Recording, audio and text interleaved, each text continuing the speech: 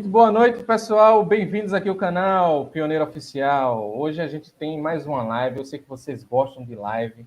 O pessoal vai entrando aqui também no chat e as pessoas também vão assistir depois, né? Sempre temos aqui lives encorajadoras, né? Com experiências, né? E o bom dessas lives é que as pessoas vão poder se ver e se enxergar e entender que não são apenas elas que passam por situações dificultosas na vida, né? Então a gente está aqui com a Isabelle. Isabelle, o seu sobrenome eu não consigo nem arriscar. Daskalak, é sobrenome grego. Pronto, é Isabelle, conhecida como Isabelle. Muito bem-vinda, Isabelle, ao canal do Pioneiro. Obrigada. Então, a Isabelle vai contar um pouco da história dela, como testemunho de Jeová, né? Eu espero que vocês que estejam aí gostem. Se vocês quiserem também fazer algumas perguntas, podem fazer, né? Vou deixar que a Isabelle se apresente melhor. Tá bom, Isabelle? Tá bem. Então, prazer, pessoal. Meu nome é Isabelle Daskalak. Praticamente fui criada, né, nascida, na verdade, porque, querendo ou não, a minha mãe conheceu a verdade em 97 para 98, né? Eu era criança e eu lembro como se fosse hoje. Mesmo pequenininha, né? Eu via minha mãe na cabeceira da cama, chorando. Chorava com o livro O Maior Homem que Já Viveu na cabeceira, se perguntando se ela ia ser destruída no Armagedon, porque essa irmã lá bateu lá na nossa casa e ela começou a aceitar o estudo da Bíblia e começou a trazer sentinelas, essas coisas para minha mãe. E eu não sei se vocês lembram, mas na época dos anos 2000, era aquele burburinho para a entrada do milênio. Muitas pessoas, né, criaram uma fake news, inclusive até dentro da organização, de que ali nos anos 2000, né, contando da profecia de 1914, talvez viria o fim. Não que o corpo governante tivesse feito isso em alguma sentinela, mas na sentinela, na Despertar, explanou sobre isso, né, em 98, de que não, apesar de ser uma entrada do novo milênio, talvez não viria o fim ali, né, mas estava próximo. E a minha mãe estava se vendo naquilo ali, sendo estudante, escutando aquilo ali. Olha, fulana, você tem que ir, né, batizar, porque nessa época minha mãe era amigada com o pai do meu irmão, e a instrutora dela estava instruindo, você tem que batizar, né, e casar com ele principalmente. Para poder batizar, você tem que casar com ele no civil, porque vocês estão fornicando. Aí ela tentou, né, fazer esse casamento, só que não deu certo. Ele já falava para ela, mulher, isso aí é maluquice, você aceita, tudo, esse povo vem batendo aqui falando que é o fim toda hora, e você vai entrar nessa? Eu não quero casar com você. E a minha mãe se viu triste, com medo do Armagedon. E aí se passou um certo tempo, né? Aí ela deixou os estudos de lado. E nisso ficamos ali, levando a nossa vida. Minha mãe era muito feliz. A minha mãe era uma pessoa que você via que enchia a casa, né? Aquela alegria que esbanjava, amava dar festas. Qualquer coisinha, vamos dar festa, vamos comemorar, vamos reunir a família. E nisso o casamento, né? Esse primeiro amigamento não deu certo. Ela conheceu o atual que ela está hoje, né? Atualmente. E eles, quando decidiram se juntar, ele também, um tempo, tinha conhecido, né, estudado um pouco sobre a Bíblia com as Testemunhas de Jeová também. Então, quando a gente veio para São Paulo, eles falaram, vamos procurar as Testemunhas de Jeová e estudar novamente, retornar esses estudos. E assim fizeram. Né, conheceram vários irmãos, foram procurando, e aí começou os estudos, e isso foi em 2003. Começaram os estudos, e um irmão, um ancião na época, muito querido, ele se compadeceu da situação porque eles não iam poder pagar o casamento e queriam muito batizar para poder ir para o campo, né? Poder mais dar para Jeová. Minha mãe queria ser pioneira, então esse irmão ele pagou esse casamento para eles e casaram e se batizaram em 2004.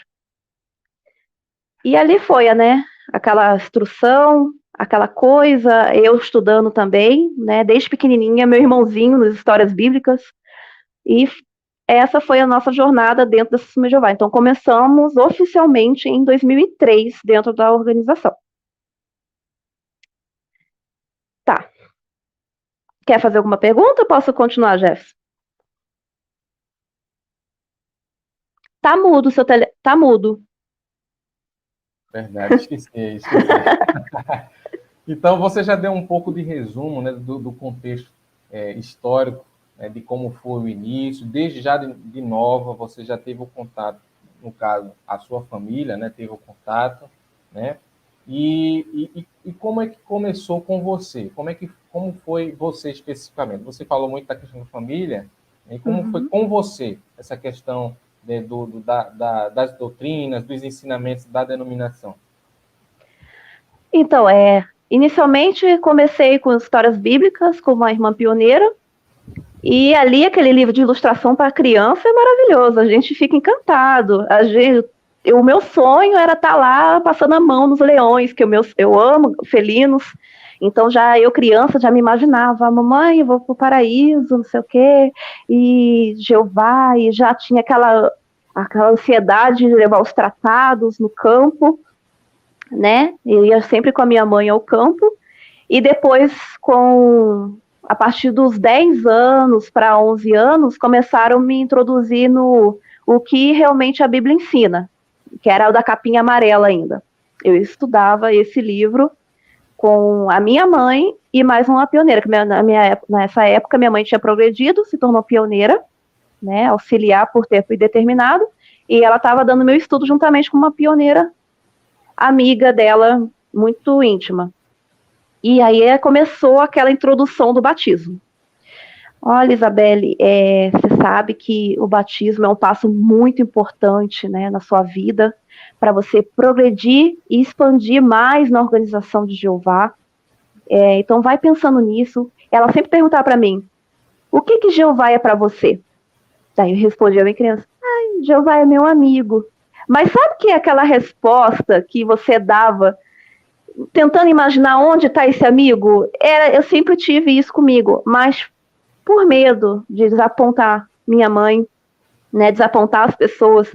Então eu estava ali prestando aquilo ali para poder agradar, mas ao mesmo tempo eu, criança, tinha várias dúvidas, né?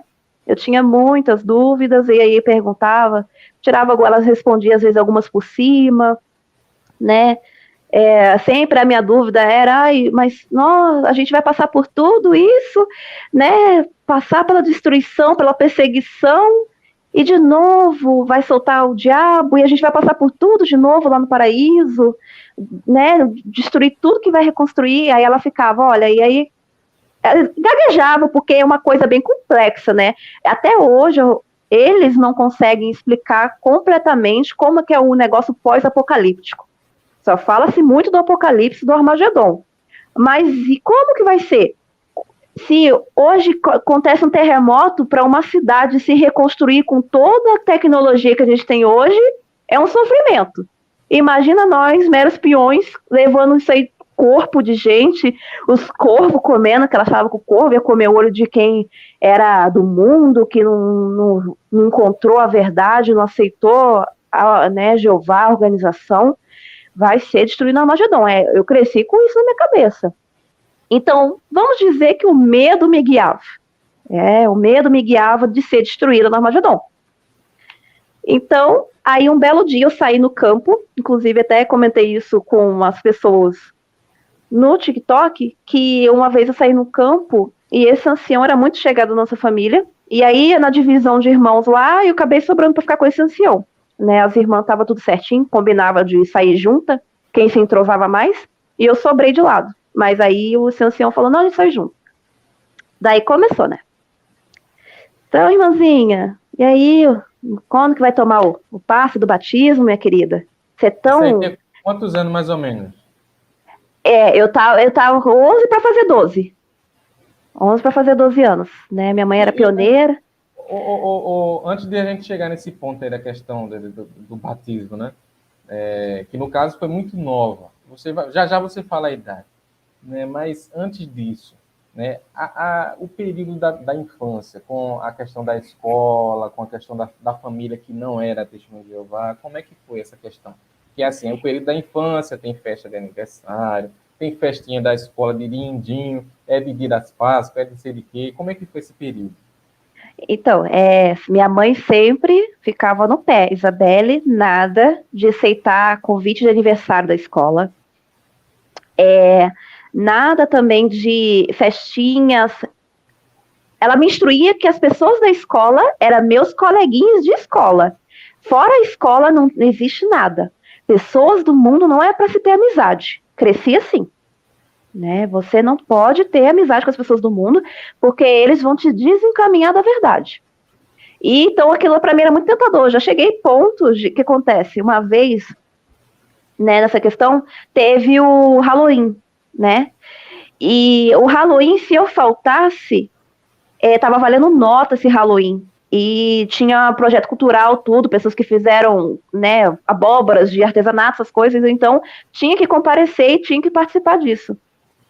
Eu fui, nesse dia, com uma Bíblia na mão, o grande instrutor, e fiquei lá pregando para as pessoas, falando que ali, né, envolvimento, apesar que nesse ponto eu concordo que a Halloween tem muito ocultismo, muita coisa, mas eu fiquei ali pregando para os meus colegas de escola que eu não comemorava aquilo, que ali no momento eu estava só de corpo presente, mas que a minha vontade não era de estar ali que era por ser uma festa pagã, né, envolver o ocultismo, tinha a ver com Satanás, eu já era bem assim.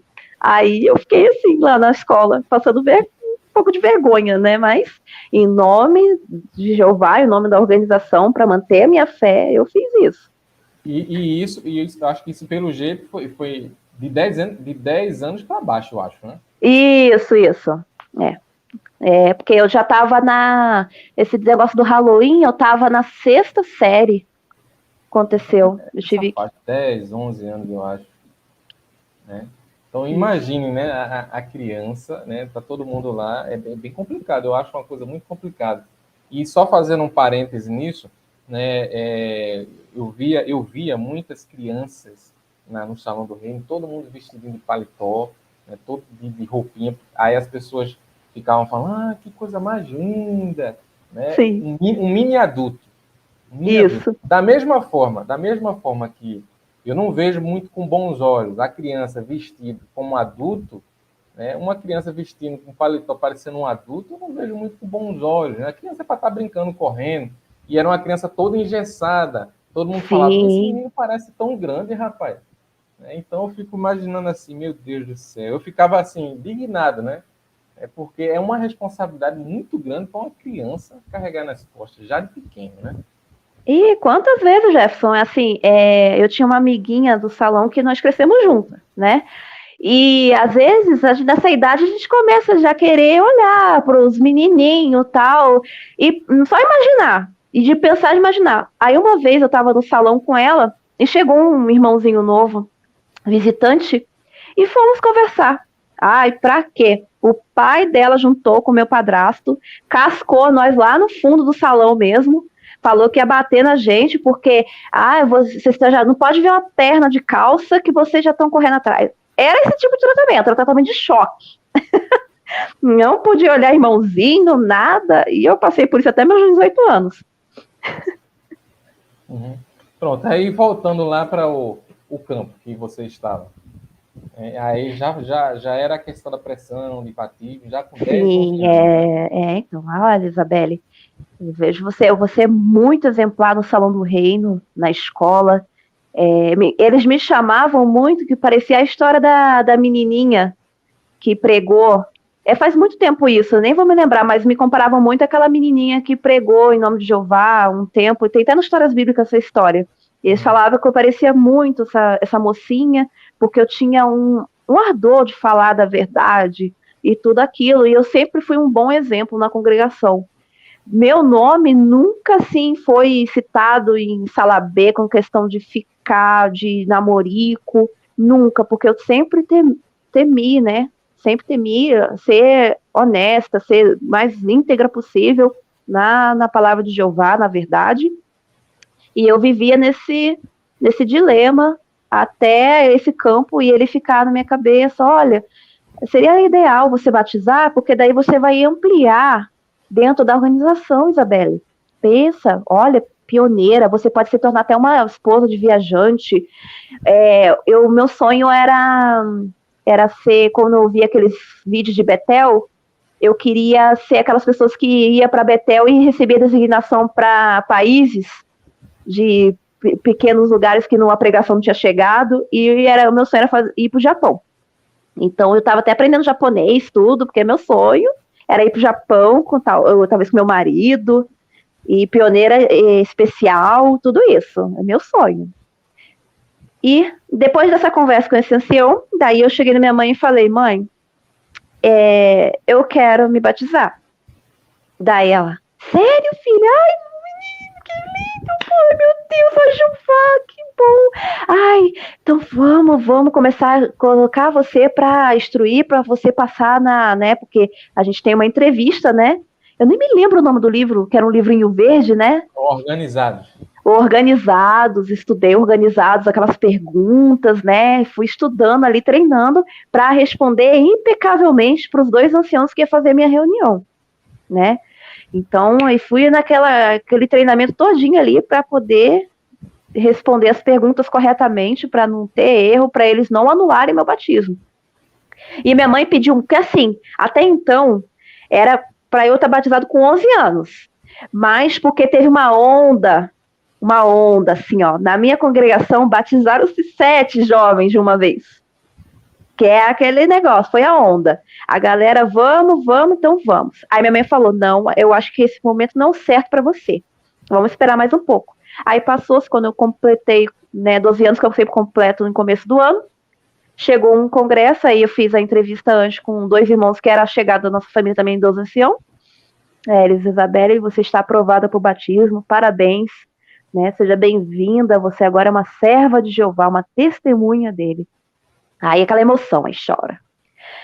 Chegou o dia do batismo, aquela emoção, um frio, que eu batizei em junho, se eu não me engano, peguei um congresso de junho, frio, a piscina fria, e fui lá, batizei. Eu nem consegui fotos desse batismo, porque era muito tempo atrás e a gente não tinha a tecnologia que tem hoje, era pobre, não podia ter câmera. Então quem bateu minhas fotos foi as irmãs que tinham mais condição e ficou com minhas fotos, mas eu não, foto do meu batismo eu só tenho uma abraçando a minha mãe, assim. Aí eu batizei. No caso, com 12 anos? 12 anos, eu batizei. Foi num congresso, se eu não me engano, de 2005 ou 2006.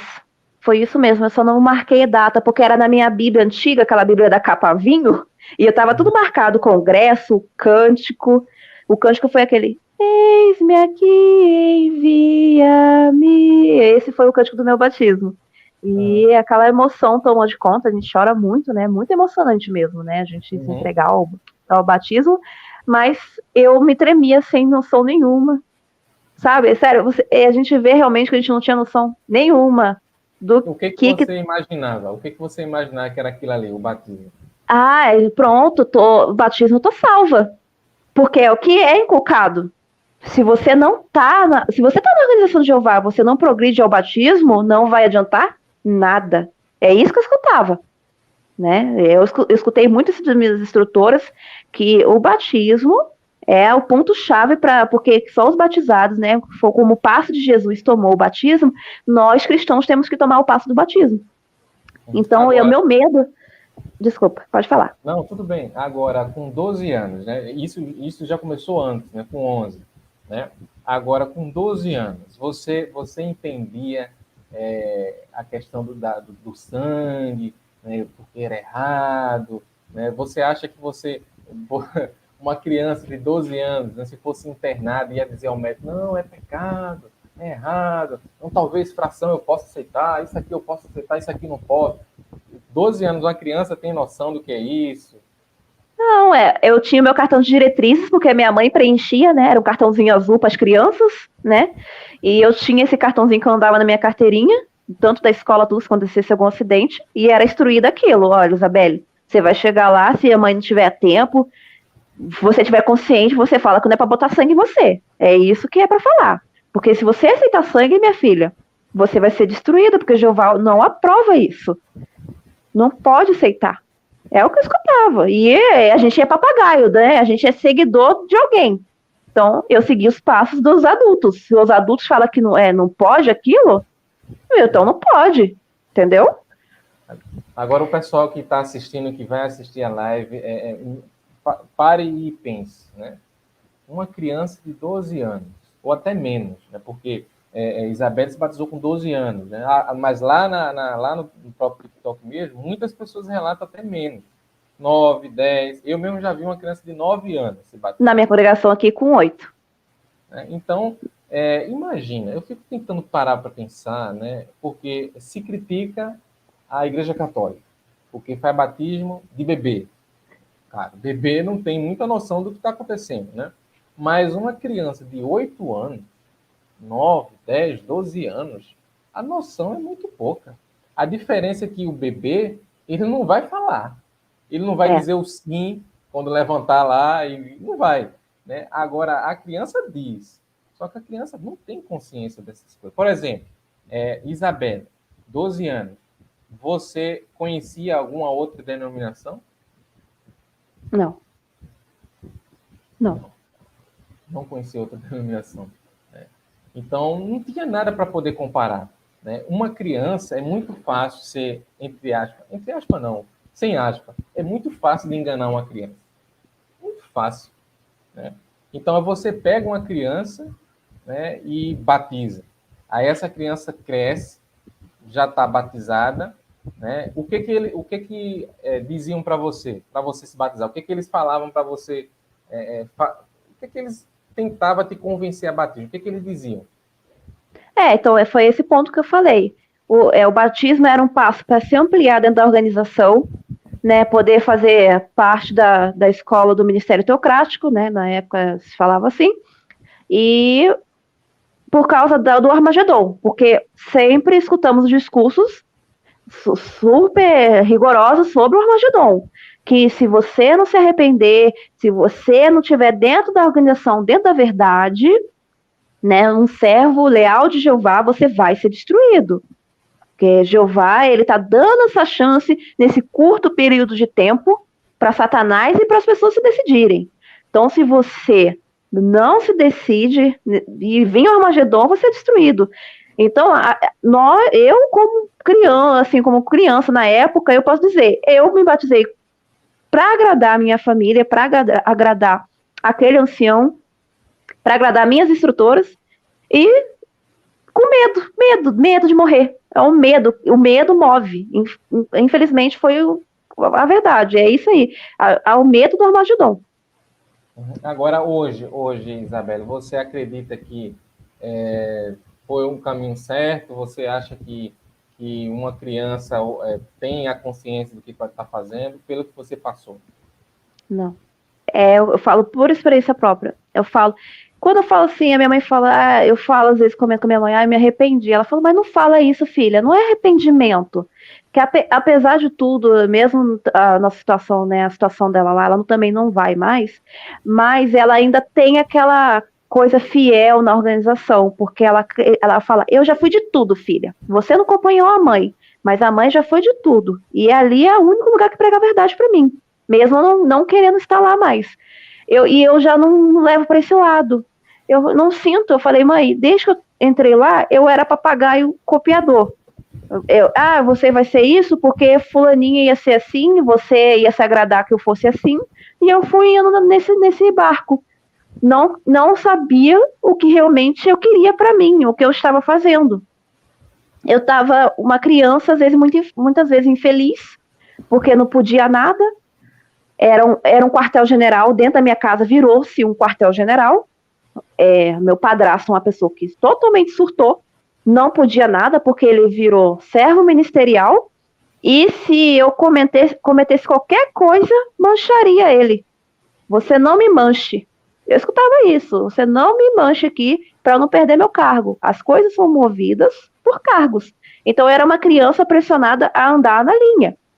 Não porque eu quisesse, né, fazer coisas que não podiam, mas eram coisas que às vezes eram simples. Às vezes, eu quero ir numa lancha, olha o que aconteceu comigo. Poxa, eu tinha um irmão lá que tinha uma van, e todo mundo, ele era o irmão mais da hora. E aí ele fazia final de domingo, assim, no final da reunião, bora pra esfirraria. Aí, opa, vamos pra esfirra, né? E que juntava aquela renca de jovem, criança, irmã. Aí, às vezes, não tinha condição, né, financeira, e aí ele falava, você não vai. O padre já falava, você não vai. Não tem dinheiro. A questão era dinheiro, aí eu, tudo bem. Aí o irmão, mas rapaz, isso é questão de nada, vamos, eu levo a menina, eu pago pra ela. Não, ela não pode ir. Daí, tá bom. Eu comecei a ser afastada de todo mundo por causa da rigorosidade dele. Então, me vi nisso, eu não podia nem para arranjinhos, sozinha, nada, tinha que estar com a presença dos dois, do meu pai, do meu padrasto e da minha mãe. Se não tivesse os dois, eu não podia ir, porque eu ia deslizar, fazer alguma coisa. Ele já falava assim, ela vai fazer alguma coisa, vai deslizar. Então, para evitar, ela não vai. Então, eu cresci dos meus 12, começou depois do batismo, né? Depois do batismo, aí ele ganhou esse cargo, mais ou menos eu tinha uns 15 anos. Então, começou aquela quartel-general dos meus 15 até os 16 anos, 16, 17 anos, imagina. E depois do batismo, como é que foi a caminhada? Daí eu fui pioneira auxiliar, também assinei minha petição, ia com irmãs, eu cheguei a ir para outras cidades, pregava novinha, dormia na casa dessas irmãs, pregava de casa em casa, estudo bíblico, na escola, pregação, né, para os meus colegas de classe. Eu não posso, isso aí, qualquer pessoa comentar, eu era uma pessoa exemplo, a tal ponta de lança da congregação era a Isabelle, porque eu não gostava de cometer deslizes. Eu falei, já que eu batizei e é isso que deseja, eu vou fazer certinho, porque eu quero ser salva. Então eu ficava ali, campo mesmo, eu me surrando muitas vezes para ir, porque meu forte nunca foi levantar cedo, eu chegava a apanhar algumas vezes para ir. Eu lembro até hoje que um dia, não sei o que foi, eu falei, por que eu tenho que ir? Só que eu tenho que ir, o livro Raciocínios bateu bem na minha boca, assim. Foi isso que aconteceu, porque às vezes eu não queria ir, aí inclusive, por causa dessa treta de campo, uma vez a minha mãe tretou com uma irmã pegou e falou, olha, você não pode obrigar ela a ir ao campo. Aí ela, quem é você para falar o que é ou não é certo? Vai olhar seus filhos, irmã. Aí minha mãe falou assim com a irmã. Ficou muito nervosa. Porque eu desabafei uma vez no campo com a irmã, porque campo também é um ponto ali de, às vezes a gente se desabafa com algumas irmãs, às vezes rola umas fofocas, e ali rola aquelas coisadas tudo, né? E às vezes a gente agarrava tanto na conversa que o morador tava lá na janela olhando e a gente aqui, Então eu desabafei com essa irmã e ela ligou para minha mãe e falou, olha, Isabelle, eu não reclamando comigo que estão forçando ela a ir ao campo, mas não acho certo, ela tem que ir por vontade própria. Eu só escutei nesse dia. Você não é para ficar falando nada de casa pros outros. Você tá maluca? Não sei o quê. É para ir pro campo, você sabe, é ir de pregar e pronto, acabou. Você tem que ir, você gostando ou não, Isabelle. Você é batizado, você tem que cumprir suas horas. Aí eu, tá bom. Desculpa. Daí era assim. Adolescente, sério? Já tava com meus 14 anos.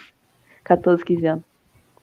Entendi, né? Mas, aparentemente, né, muitas coisas boas. Não teve alguma coisa desagradável que aconteceu nesse período? Sim.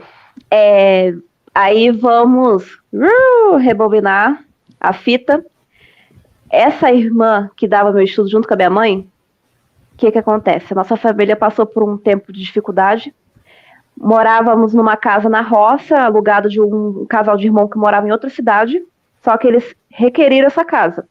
E fora que a vizinha também era testemunha de Jeová, só que aquela vizinha que era o mais Big Brother Brasil do que tudo.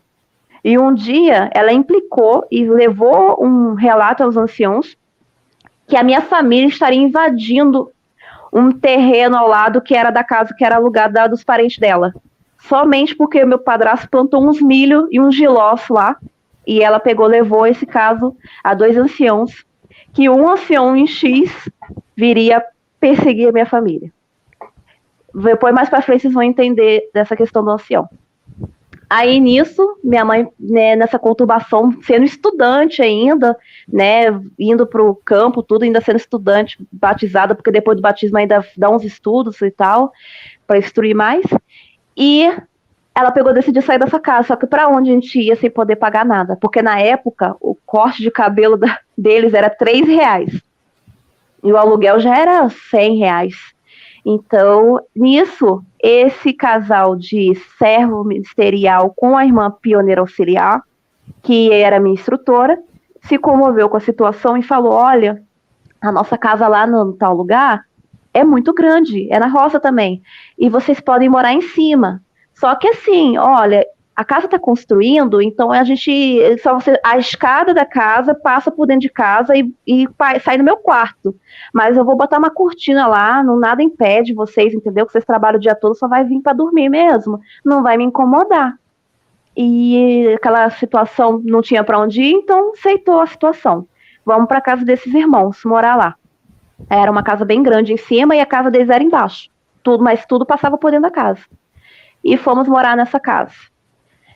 Aí passou um tempo, né? Ela dando estudo, tudo bonitinho, ajudava na cozinha, minha mãe e tal, limpava a casa para ela enquanto ela ia pregar. E esse irmão era aposentado já, porque ele tinha se machucado. E um certo dia eu cheguei um pouco mais cedo da escola, porque uma aula de tarde não foi, então soltou os alunos mais cedo. E eu fui caminhando para casa, porque a escola era bem pertinho da casa. Eu fui caminhando para casa. Só que, né, eu era o quê? Era dos 11 para os 12 anos, que era nessa época que eu ia tomar o passo do batismo. E nisso eu fui para casa. E subi a escada, fiquei quietinha lá, liguei a minha televisãozinha de tubo e fiquei sentadinha assistindo os vídeos mais incríveis do mundo. E o irmão chegou mais cedo nessa casa nesse dia. E eu tava lá em cima, tal. E a minha mãe ia chegar em questão de alguns 10 minutos, eu acho. E eu só escutei: Isabelle, a sua mãe tá te chamando. Aí eu peguei: já vou. E desci a escada. Só que lembrando, a escada, o quarto deles de dormir, casal era aqui, a escada aqui, aí aqui vinha aí tinha um banheiro e a cozinha já. Esse servo ministerial estava em pé no quarto com a cortina aberta, com as calças arriadas e com a genitália de fora se masturbou na minha frente. E eu até é triste falar isso, porque eu não acreditava que eu estava passando por isso de novo, porque com 7 anos eu fui molestada por um pai de uma amiguinha, me molestou. E aí eu vi aquilo, né? Eu não acreditava que eu estava passando por aquilo de novo. Eu simplesmente corri para fora pro quintal e ele pegou e fingiu demência, né? Que nada tinha acontecido, e logo em seguida, em questão de 10 minutos, a minha mãe chegou de bicicletinha para vir para casa. Aí peguei e deixei passar, porque a vergonha toma conta, né? Como que você vai imaginar com as pessoas, servo ministerial que estava lá na tribuna falando as coisas de Jeová, fazer isso, entendeu? E a minha mente se conturbou. Passou um tempo depois que a gente saiu, não foi logo de imediato que eu contei, porque eu fiquei com medo de contar ali, aquela situação virou uma bagunça. Então, logo em seguida, eles deram um jeito e alugou uma casa, porque melhorou a situação do salão, né, salão de cabeleireiro deles, e aí a gente alugou uma casinha mais pro centro da cidade. E aí, nisso, eu desabafei com a minha mãe, eu falei: olha, lá quando a gente morava lá, aconteceu isso. Ela: Isabelle, você tem certeza que você não, né, não desceram, tava se trocando? Aí eu: não, ele fez, mãe, o gesto, tudo. Aí ela: nossa, mas meu Deus, ele é servo ministerial. E a minha mãe, naquela coisa, né, de deslumbre, jamais ia imaginar que um servo de Jeová faria isso comigo, né? E eram amigos íntimos deles. Por bem, a minha mãe decidiu desabafar isso numa visita de pastoreio, porque sempre que a gente muda de casa, a gente ia mudar porque nessa época a congregação era 2 congregações divididas, então eu ia mudar para outra congregação, porque estava perto do território. Aí recebemos uma visita de pastoreio. Aí nessa visita ela falou por alto: olha, aconteceu isso lá na casa de fulano, a Isabelle me contou, só agora, né, ela me contou. E o que eu devo proceder? Mas olha, deixa com a gente o assunto, né, a gente vai pegar e conversar com esse servo, né, ver o que aconteceu, porque é complicado, irmã, porque como é a palavra dela contra a dele, né? E a gente tem que pesar bem. Ela não tem nenhuma testemunha que testemunhou isso. Olha, não tem nenhuma testemunha. Então, mas a gente vai conversar com ele para saber apurar certinho. Eu só sei, Jefferson, que eu nunca soube o que aconteceu na época, porque ficou perdido. E a minha mãe também, para não, né, perder a amizade com a irmã, que era a esposa do servo, também quis abafar um pouco a situação. Mas depois, mais para frente, né, aí eu já era bem adolescente, já estava com 17 anos, se arrastou essa situação. Essa irmã, depois de ter parado de falar com a minha mãe, porque talvez os irmãos até confrontou ele, ela contou pra gente que ele deu a desculpa realmente de que ele estava se trocando e foi um acidente, que eu desci a escada alvoroçada e eu vi por acidente ele se trocando de roupa. Mas não é o pior. Esse servo em questão, ele depois foi pego fazendo a mesma coisa com as meninas da rua onde ele morava. Quando ela saía para trabalhar, ele fazia isso, cometeu zoofilia e também traiu a própria esposa. Estava traindo a esposa. E aí ele veio a ser desassociado e por causa de ter sido jurado de morte, foi embora. Entendeu? E essa irmã, depois de muito tempo, veio desabafando tudo isso. Aí eu peguei, você lembra, né? Eu contei para ela, ela falou, olha, Isabelle, eu peço perdão, eu não vou poder nunca tirar isso da sua cabeça que você passou por com meu marido. Aliás, na época, quando os anciãos foi lá perguntar se tinha acontecido isso, ele deu essa desculpa esfarrapada. Por isso que eu, né, deixei de falar um pouco com vocês, afastei da sua mãe, que a minha mãe sofreu muito na época, que a minha mãe era aquela pessoa que, se não tivesse amizade, ela não vivia. E aquela época era tudo de ranjinha, amizade, tudo, e ela tinha muita amizade com essa irmã, ela considerava como irmã mesmo de sangue. E ela se afastou do nada, e foi da questão do que aconteceu comigo, porque foi falado com ele e ele deu essa desculpa, falou que eu estava inventando história, que ele só estava se trocando. E eu tive que conviver com isso, né? Um assédio sexual de um servo ministerial, né? Uma testemunha de Jeová. Você tinha quantos anos? Eu ia completar os 12 anos, era bem na época do meu batismo. Tá vendo? Então, além de ser assédio, né, pedofilia, né? Nem posso nem falar esse nome aqui na plataforma. Então, um caso de assédio, de abuso que aconteceu e o procedimento que aconteceu, né, que deveria ter sido outro. Né? No caso da sua mãe, ela pensou aí a polícia ou nunca pensou naquela época? Não, porque falaram que como não, né, não tinha provas, a gente às vezes tem que esperar a justiça de Jeová, inclusive essa lavagem foi ocorrendo que tanto ela acredita que a justiça de Jeová foi feita porque ele foi desassociado. Essa é feita a justiça que depois eles falam. Que ele fez um monte de coisa, né? Sim, zoofilia. Ele só saiu da cidade aqui porque ele foi jurado de morte pelos vizinhos, porque ele estava mostrando o órgão genital dele para as crianças da rua. A irmã saía para ir pregar, para fazer as coisas, o trabalho dela, que ela era autônoma, e às vezes ele ficava em casa porque ele é aposentado, não tinha o que fazer. Aí o que ele fazia? Coisou a própria, o animal de casa, o cachorro, né? As crianças da rua, é isso que o hobby dele, a mente doentia dele era essa. E eu fui, ainda bem, eu agradeço a Deus que pelo menos a única coisa que ele fez foi somente isso, não tomou outro passo. E eu acho que ele não tomou outro passo porque já sabia que a minha mãe já estava próxima de chegar. Mas vai saber se lá, né? O que passava na mente doentia de uma pessoa dessa. Com certeza, é verdade. Então, ó, fica de exemplo, né? O perfil de um abusador é basicamente isso.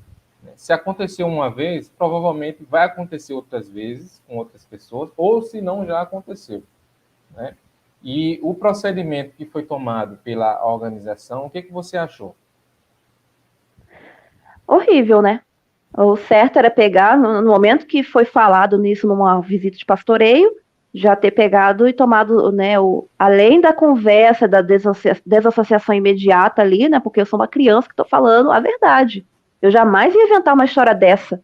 com 12 anos, apesar que o relato eu não contei com 12 anos, foi mais ou menos com 13 anos para 14 que eu contei, porque eu segurei essa situação, porque eu ainda morava na casa deles, né, e olha minha mente, teve que ser madura nesse tempo, porque eu fiquei com medo de acontecer uma briga e tal, então eu falei, eu vou segurar essa situação e a uma hora certa eu falo com minha mãe, e aí eu contei para ela, e aí esses irmãos levou desse jeito, nem nunca se soube o que foi falado, não foi reunido nada, e instruir, Alexandra, você tem que levar isso à justiça, né? Se você quiser entrar em processo judicial para ele ser preso, porque ele é um predador, né? Ele é um pedófilo. Então, por favor, né, levar isso à justiça. Mas não, a instrução é abafar a situação para não manchar, né? Não se mancha ali aquele salão do reino ali, porque aí já pode, né, eles levam muito esse negócio de burburinho da rua, que só na católica acontece isso, só nos crentes acontece isso. Não, a gente não é isento de passar por nada disso. Só que a diferença nos outros lugares incentiva a denúncia. E lá não é incentivada a denúncia. Não. Vamos resolver aqui, deixa abaixo e tá tudo certo. Realmente, né? O pessoal que está assistindo, né, a live, o caso é o seguinte: tudo pode acontecer em qualquer lugar. Caso um assediador acontece em qualquer lugar. Em qualquer lugar. Pode ser na igreja, fora da igreja. Qual é o problema dessa situação? O problema é ouvir o relato de uma denúncia e ficou por ali. Ficou abafado, né? A liderança da organização, no caso, ela influencia muitas pessoas. Influencia muitas pessoas. A gente sabe, a Isabelle sabe, que existe a mentalidade de não levar os irmãos ao julgamento. Sim. Não levar os irmãos ao julgamento. Não mantém-se no amor de Deus, eles falam isso e colocam um asterisco. Casos de polícia, alguns casos como de abuso, de assédio, pode ser reportado. Só que aquela mentalidade dos irmãos é grande demais, de não levar os casos a julgamentos. Aí quando você fala para os irmãos da liderança, né, o que os irmãos falar, os irmãos vão aceitar. Se os irmãos dizerem assim, olha, melhor que a gente cuide, aí os irmãos vão deixar. Mas o papel do líder, entre aspas, o pastor espiritual, é orientar as ovelhas. Um caso de crime é um crime, né? Um caso de crime tem que ser tratado como crime, né? Agora, o que acontece é o que aconteceu com a Isabelle, que acontece com um monte de gente, né? Eu converso com muita gente, Isabelle. Assim como eu conversei com você, eu converso com outras pessoas. E é impressionante como tem casos de assédio. Impressionante. Eu, quando vi pela primeira vez a reportagem do SBT, em 2020, eu acho que você deve ter visto também, dos assédios aqui no que foram arquivados, tentaram sumir com arquivos. Isso. E quando eu vi aquilo ali, eu acreditei, mas não acreditei que fosse tão grave como é. Porque são muitos relatos, né? E, infelizmente, o que aconteceu não foi denunciado, a pessoa continuou fazendo, outras pessoas evitam. Infelizmente. Então, o pessoal que está assistindo aí, a live aqui, o que Isabelle está falando, não é que a organização é causadora dos abusadores. É que a forma de política preserva os abusadores, de uma certa forma. Felizmente, de uma certa forma, preserva que essas pessoas continuem lá. Porque quando é que um caso de assédio ou de abuso vai ter testemunhas? Nunca. Nunca vai ter, né? Então, na parte jurídica, isso não é levado em conta. É feito, ouvido a vítima e chama o cara e pronto. Porque não tem como ter um assédio, um abuso com uma, ou pelo menos nenhuma, né? Não vai ter. Imagine duas. Então, infelizmente, é o que acontece. Não só com Isabelle, mas com milhares de pessoas.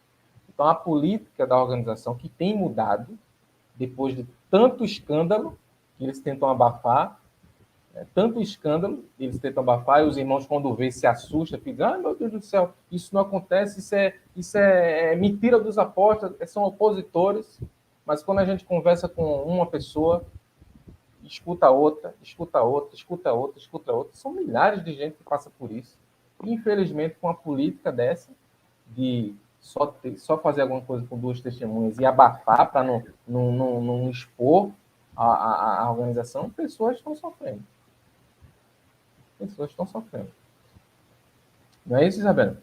Com certeza, porque é uma coisa assim que jamais ficou manchado em mim, né? Ele tirou, além da minha inocência de ter sido roubada quando eu tinha apenas 6 anos, quando eu fui molestada, eu tive que passar por isso de novo, num lugar que era para eu estar me sentindo segura, porque ele era uma pessoa conhecedora da verdade, sabendo de tudo que Jeová odeia.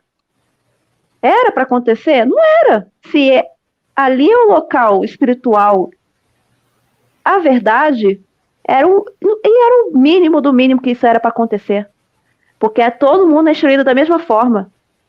Por que ele pode fazer e ainda ficou anos aí ileso? Só foi realmente feito alguma coisa devido à descoberta do adultério dele com a esposa. E depois, no puxamento de coisas que, na realidade, até esqueci de falar isso, descobriu-se esses assédios da rua porque as pessoas da rua sabiam que ele era e foram lá questionar os anciãos.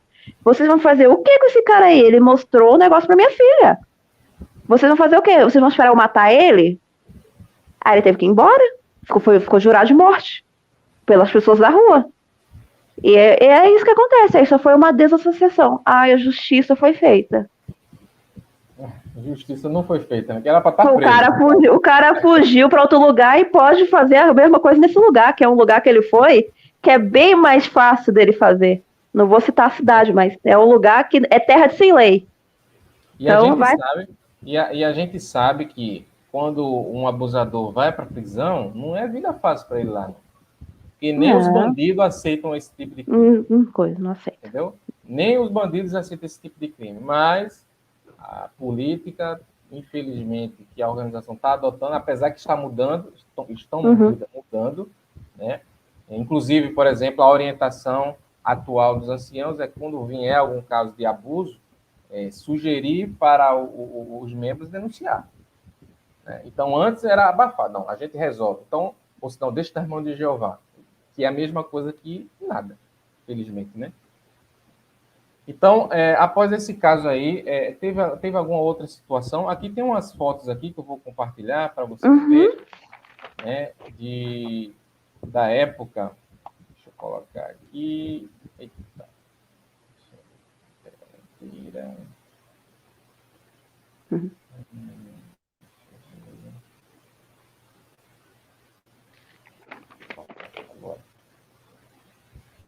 Partilhei. Pronto, aqui tem algumas imagens aí que você podia até comentar, né? Fazer uma linha histórica aí. Sim, aqui vamos da primeira foto, que na realidade ali é eu e meu esposo. Assim, ali foi assim que a gente casou. Dentro de 2 anos, né? Eu já estava até grávida da minha filha, estava de 1 mês ainda nessa reunião.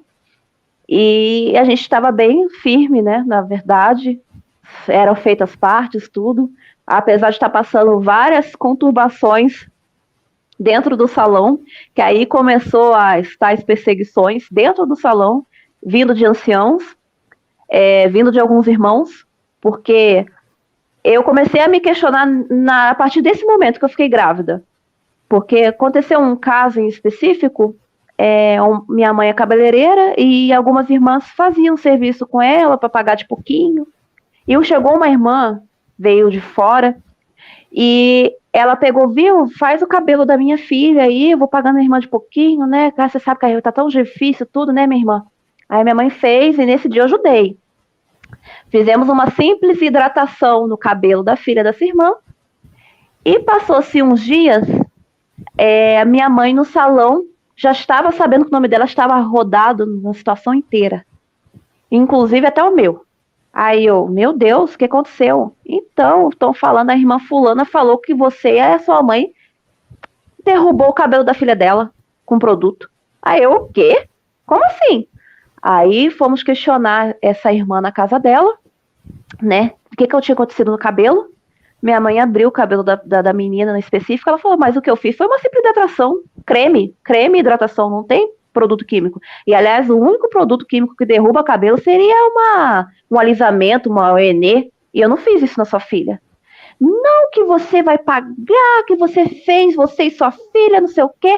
Eu já registrei o boletim de ocorrência, tá? Eu quero nem saber, eu quero que você vai pagar um alongamento para minha filha, porque a minha filha está com o psicológico destruído. Aí eu, o quê? Como é que é o negócio? Ela começou a meter o dedo na cara da minha mãe. Aí nisso eu botei o peito na frente. Eu falei, que é isso? Vamos falar com calma? A gente não é cristão? Vamos resolver as coisas da maneira certa? E outra, você já começou fazendo errado, que você foi em vários salões de irmãos, que aqui tem muitas irmãs que tem salão, e foi denegrindo a nossa imagem, falando que a gente tinha destruído o cabelo da sua filha. E nitidamente dava pra ver, Gerson, que ela cortou o cabelo da menina pra dizer que eu tinha caído o cabelo da menina. Ela cortou com tesoura, cortou bem rentezinho o cabelo dela, na coisa aqui. Aí eu até falei, outra, eu tô analisando aqui, isso aqui parece corte de tesoura. Tá me chamando de mentirosa? Você vai ver só não sei o quê. Eu só sei, gente, que dali em diante a nossa vida virou um verdadeiro inferno na terra. Essa irmã fazia questão de cumprimentar a gente quebrando a nossa mão. Ela quebrava a mão da gente assim, ó. O marido dela, ancião, né, ele cuidava da parte da escola, que se revezava com 2 irmãos na época. Ela pegou esse irmão, meu marido tinha uma parte de leitura da Bíblia, ele pegou, olhou assim, você não passou no ponto não, pegou o benefício do meu marido e jogou assim no braço dele. Aí meu marido fez assim, como assim não passei no ponto? Pegou, não falou, saiu nada, falou, saiu sem falar nada. A gente estava levando tratamento de choque. Aí minha mãe levou o caso aos anciãos. Aí os anciãos, mas tem que ver aí, né? Ô irmã, você não acha mais legal a irmã tá pagando o tratamento da irmãzinha, já que ela não tá se sentindo bem? Oi? A minha mãe, como assim? Né? Já que a irmã tá alegando que, né? Pois é, não sei o quê. Começaram uma brigaiada na sala B, que a minha mãe se retirou da sala B. Essa irmã pegou no final da reunião, puxou a minha mãe pela roupa, assim, ó. Você me descompensou. Você acabou com a minha vida, eu vou acabar com a sua vida. Você vai perder tudo que você tem. Porque você fez isso comigo, você... Olha o que a gente passava dentro do Salão do Reino. Aí, nessa época, eu já dei uma capengada. Não queria mais, porque eu não queria olhar pra cara dessa irmã. Porque a gente ia pro salão, ela pegava, quebrava a nossa mão, esbarrava, dava esbarrão na gente, assim. E passando aquela situação. E a minha mãe definhando em depressão. Definhando. Porque ela ia tirar dinheiro da onde? De um alongamento de, na época, era R$1.300 ia ficar o cabelo da menina. A minha mãe teve que vender umas coisas dentro de casa, porque né, o salão estava um pouco fraco, e pagou o alongamento da menina, mas o BO nunca foi retirado. Então a regra de levar o irmão ao juízo já tinha sido quebrada ali, porque ela fez no BO contra a minha mãe, e está até hoje registrado o BO lá. Por danos. E passou-se o tempo, o que a minha mãe decidiu? Parece que a boca da pessoa é muito forte, né? A minha mãe tinha uma vida até que bem. Tinha carro quitado, tudo. E perdeu tudo. Foi pegar, vendeu e vamos embora dessa cidade aqui, vamos morar em Guarapari. Aí foram servir Jeová lá em Guarapari. E depois de uns 8 meses em seguida, eu fui atrás dela, porque eu não estava mais conseguindo frequentar aqui. Eu comecei a ficar fraca espiritualmente. Fora outras coisas, né? Ancião que começou a ameaçar o meu padrasto de desassociação, porque simplesmente ele pegou uma publicação, né, na época, e fez um esclarecimento do ponto de vista dele.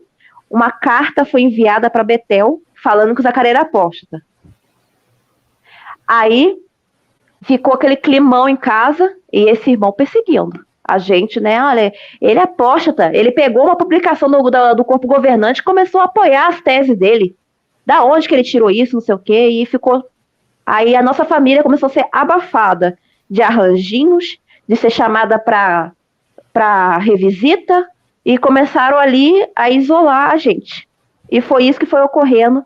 E isso é uma pincelada que eu estou dando por cima do que eu passei com membros dentro da organização. Uhum. E aí, a segunda foto, eu estava num congresso, aí eu já tinha tido a minha filha, tinha acabado de ter ela. E essa última foto aí já é o tempo que eu já estava decidindo que eu não ia mais. Esse tempo eu já estava indo sozinha com a minha filha. Meu marido já não queria ir mais. Ele falou, não vejo que aquilo ali, não sinto paraíso espiritual nesse local, não sinto verdade, e não tô afim mais de ir, Isabelle. Aí começou a discussão em casa, porque eu começava a ser pressionada no salão, você tem que trazer o seu cabeça pro salão, como que você vai, né, servir a Jeová sozinha?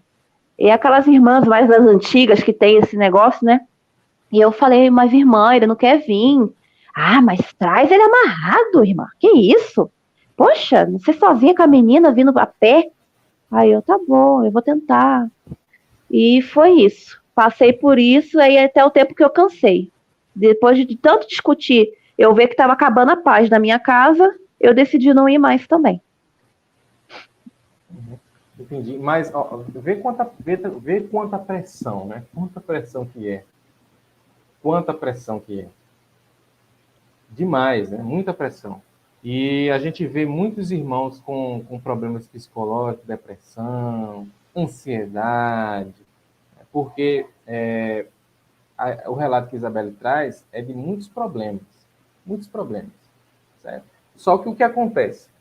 O que acontece é o seguinte, você está num lugar que você não se sente bem, um lugar que você não se sente acolhido, você não se dá com as pessoas, só que, como você já foi convencido que ali é o único lugar da face da Terra que é o lugar certo, você fica preso, a sua mente fica presa num local que você, o seu corpo, você mesmo não se sente mais bem. E aí o que acontece com as pessoas, geralmente? Adoecem, ficam deprimidas, ficam ansiosas, e aí não entende, não sabe o porquê, não entende o porquê. Não entendo por quê. Nesse período que você passou, Isabelle, você se sentiu em algum momento mal? Talvez se você se sentiu deprimida em algum momento? Super, nossa, é a coisa que mais a gente passa desse tempo. Eu lembro que a minha mãe era sempre, ó, eu principalmente, o que acontecia, de eu ver aquela situação que a minha mãe passava, eu estava tomando aquelas dores para mim. De eu ver ali a gente sendo perseguido, tendo que esbarrar com a pessoa, às vezes até mesmo sair no campo com a pessoa, e a gente é instruído que tem que, mesmo com os porcos espinhos, você tem que se conviver com aquilo ali. Como você vai conviver com uma pessoa que te denigriu dia e noite na congregação, era campo falando mal da gente, e você tem que conviver com aquilo ali. A minha mãe se viu tendo que sair da congregação, porque meio que ficou assim, os incomodados que se mudem. Você que está incomodado, você que sai da congregação, mude de congregação, mude de cidade, mude de país. Mas aqui vai continuar do mesmo jeito. Os cargos vão ser mantidos, continuar tudo na perfeita normalidade. E é o que aconteceu com a minha mãe. Minha mãe foi deixada de lado por uma questão de calúnia, foi difamação, e teve que desembolsar dinheiro, ficar com BO. E eu vendo tudo aquilo ali, eu comecei a ficar doente. Porque começou a me afetar também. Porque eu não queria ver minha mãe naquele estado. Minha mãe ficava com a pressão baixa. Minha mãe não se arrumava, não se maquiava. Triste na cama, assim, ó. Chegava e ia pro hospital toda atrofiada, assim, ó. E ela ia com os dedos colando, com a pressão baixa. E não sabia o porquê. Ai, que luta, Jeová, não sei o quê. Ai, é porque eu tô passando provação. Mas eu falava, mas a aprovação não era para nós passar com os de fora? Por que tá passando aqui dentro? Aqui não é o paraíso espiritual? Aí vem os discursos, olha, aqui tem irmão, a gente é imperfeito, nós somos imperfeitos, temos que lidar com imperfeições de outros irmãos, e aí a gente vai vivendo como porcos espinhos. Sempre, não sei se você já ouviu um discurso parecido com isso. O porco espinho, né? Que nós se aperta ali, mas temos que nos manter firme. Aí eu comecei a me questionar sobre como vou viver com uma pessoa dessa no paraíso. Aí começou a entrar os questionamentos na minha cabeça. Aí eu falava, mãe, ela, não, filha, mas a gente tem que ir pro Jeová. Jeová é importante. Eu falei, Jeová é importante, mas seu psicológico tá indo pro saco. E o meu junto, mãe. Porque eu não queria ver a senhora assim. A senhora tinha alegria. Você enchia a casa com alegria. Não te vejo fazendo isso mais. O tempo todo era uma coisa, uma pedra de tropeço. Não podia fazer tal coisa que alguém tropeçava. Você vive pisando em ovos. Você viver dentro da organização é pisar em ovos todos os dias da sua vida. Você falar um A aqui, alguém fala o telefone sem fio, saiu como B, quando você vai ver, você está sendo chamado. Opa, salinha B aqui. Quantas vezes eu sala B, para me explicar? Porque uma vez, lembra aquele ancião que, né, começou a perseguir meu padrasto, falando que ele era apóstolo, porque ele estava usando a publicação? Esse mesmo ancião, um tempo pegou e implicou com o que foi mesmo, foi comigo na escola. Porque eu peguei, na época, eu estava passando por provação, e na minha escola, eu estudava com 9 testemunhas de Jeová do mesmo salão. A escola era perto, todo mundo perto do território, e aí você ficava aquele negócio ali. Você tem que ser amo da vida do outro. Um deslizar, você tem que falar pro ancião. E nisso, ele pegou... Eu fiz um desenho uma vez, que tinha um irmãozinho que se achava o Johnny Bravo da situação, e as irmãzinhas começaram a ficar louca lá, e eu não fiquei. E eu fiz um desenho retratando isso, um tal, e foi parar na sala B esse desenho. E nesse desenho, a filha dele estava no meio. Irmã Isabelle, o que a irmã acha sobre esse desenho aqui? Se a irmã acha que é correto o que a irmã está fazendo, não sei o quê. Eu falei, correto o quê? Eu só fiz um desenho retratando o que está acontecendo mesmo. As irmãzinhas, todas, não pode ver o rapaz, né? Inclusive algumas já estão debandando, e eu que sempre tentei fazer tudo certo, sou errada. Falei desse jeito. Não é, que isso aqui pode ser caso até de você perder seus privilégios. Aí eu falei, perder privilégio? Aí até o irmão do lado não concordou, entraram numa discordância ali. Ele, calma, irmão, é só um desenho, um dinossauro aqui cagando a cabeça das meninas. Calma, irmão, é coisa de adolescente, vamos relevar, é só instruir pra irmãzinha, não fazer isso e tal. Aí, essa época, esse irmão, ele era meio amo da fé dos outros, ele chamava as pessoas pra ir na casa. Se você bebesse um pouquinho mais, você era alcoólatra. Se você falasse uma gíria, você era malandro. E aí já começava a podar na escola do ministério. Se fosse fazer algum privilégio, ele era o que negava. E a nossa família passou por isso. Aí teve um tempo que ele recebeu uma ameaça com cartinha cortada. Você vai pagar fulano de tal por tudo que você fez. Recebeu lá na caixa da casa dele. Foram na minha casa questionar. Os irmãos perguntaram, você tem costume de recortar revistas, Isabelle? Aí eu, recortar revista? Como assim? Recortar palavrinha, essas coisas, você gosta desse tipo de coisa? Eu, não. E você, irmã Alexandra, você, irmão, não sei o quê? Não sei o quê, eu acabei falando o nome da minha mãe, mas não tem problema não. Aí, não, é porque então o fulano de tal recebeu ameaça de carta, né? E aí a gente está questionando algumas famílias, né, que já tiveram atrito com esse irmão, porque ele quer saber quem que é que ameaçou ele. Rapaz, eu falei, eu vou perder tempo escrevendo carta para ameaçar alguém. Fiquei chateada nessa época. Eu isso aí eu tinha uns 16 anos. Aí foi acontecendo essas coisas tudo aí, sempre essas perseguição. E vários outros irmãos passaram problema com esse mesmo ancião. Ele se acha o amo de tudo. Ele é o Senhor perfeição. E é isso que a gente acabou passando dentro do salão com algumas pessoas. Já tá salvo. Ele uma vez, olha só o que aconteceu também. Nessa época o meu padrasto ainda era servo. E ele sugeriu uma época, uma visita de superintendente, que só fizesse um arranjinho entre servos e anciãos para esse superintendente, uma festinha para o superintendente. Aí um pegou, levantou a mão, mas e os outros irmãos, né, que são publicadores? Ele irmão, não precisa, né? Aí todo mundo assim, na sala B, como assim? Meu padrasto contou isso depois com o tempo, né? Como assim? Excluir os publicadores? O que eles são? Resto? O superintendente quer um deus na terra? para só receber a festa de anciãos e servos. Foi isso que o meu padrasto foi vendo, aí pediu para retirar o cargo dele. Ele falou, não quero ser mais. Pegou e entregou. Não quero ser mais. Servo ministerial.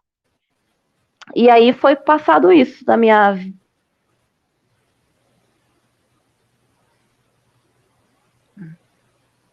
Aí voltou, tá aqui. Você tá não tava conseguindo. E pronto, eu nessa bagunça aí, toda, Jéssica. Pronto, aí o que eu quero falar é que, note, assim, são casos muito parecidos. Eu acho que em todo lugar tem alguém que é muito chato, que é muito crítico.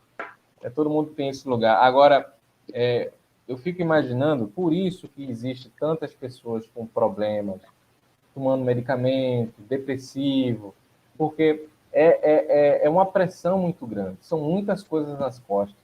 Muitas coisas nas costas. Então, você que está aí assistindo, se você pensa dessa forma, se você está sempre muito pressionado, sobrecarregado, a vida é feita de escolhas. Você vai ter que fazer uma escolha um dia. Ou você vai viver deprimido, tomando medicamento, remédio, jogado na cama o tempo todo, ou você vai tomar jeito da sua vida. Porque é impossível, não vou dizer que é impossível, mas é pouco provável de uma pessoa sofrer tantas pressões e não ter nada, né? Eu sei que existem pessoas que conseguem, são bem resilientes, mas as pessoas comuns, com essa carga toda, com essa pressão, com essa perseguição, é muito difícil. É difícil. Né? Eu digo porque eu passei por isso. Chegou um momento que não dava mais e eu tinha que escolher. Ou eu vivia dopado, feito um zumbi, ou eu tinha que fazer uma escolha na minha vida e não aceitar mais isso. Né? Então, as pessoas, às vezes, que sentem o que Isabelle sentiu, às vezes, claro, todo mundo tem alguma coisa que faz prender. Né?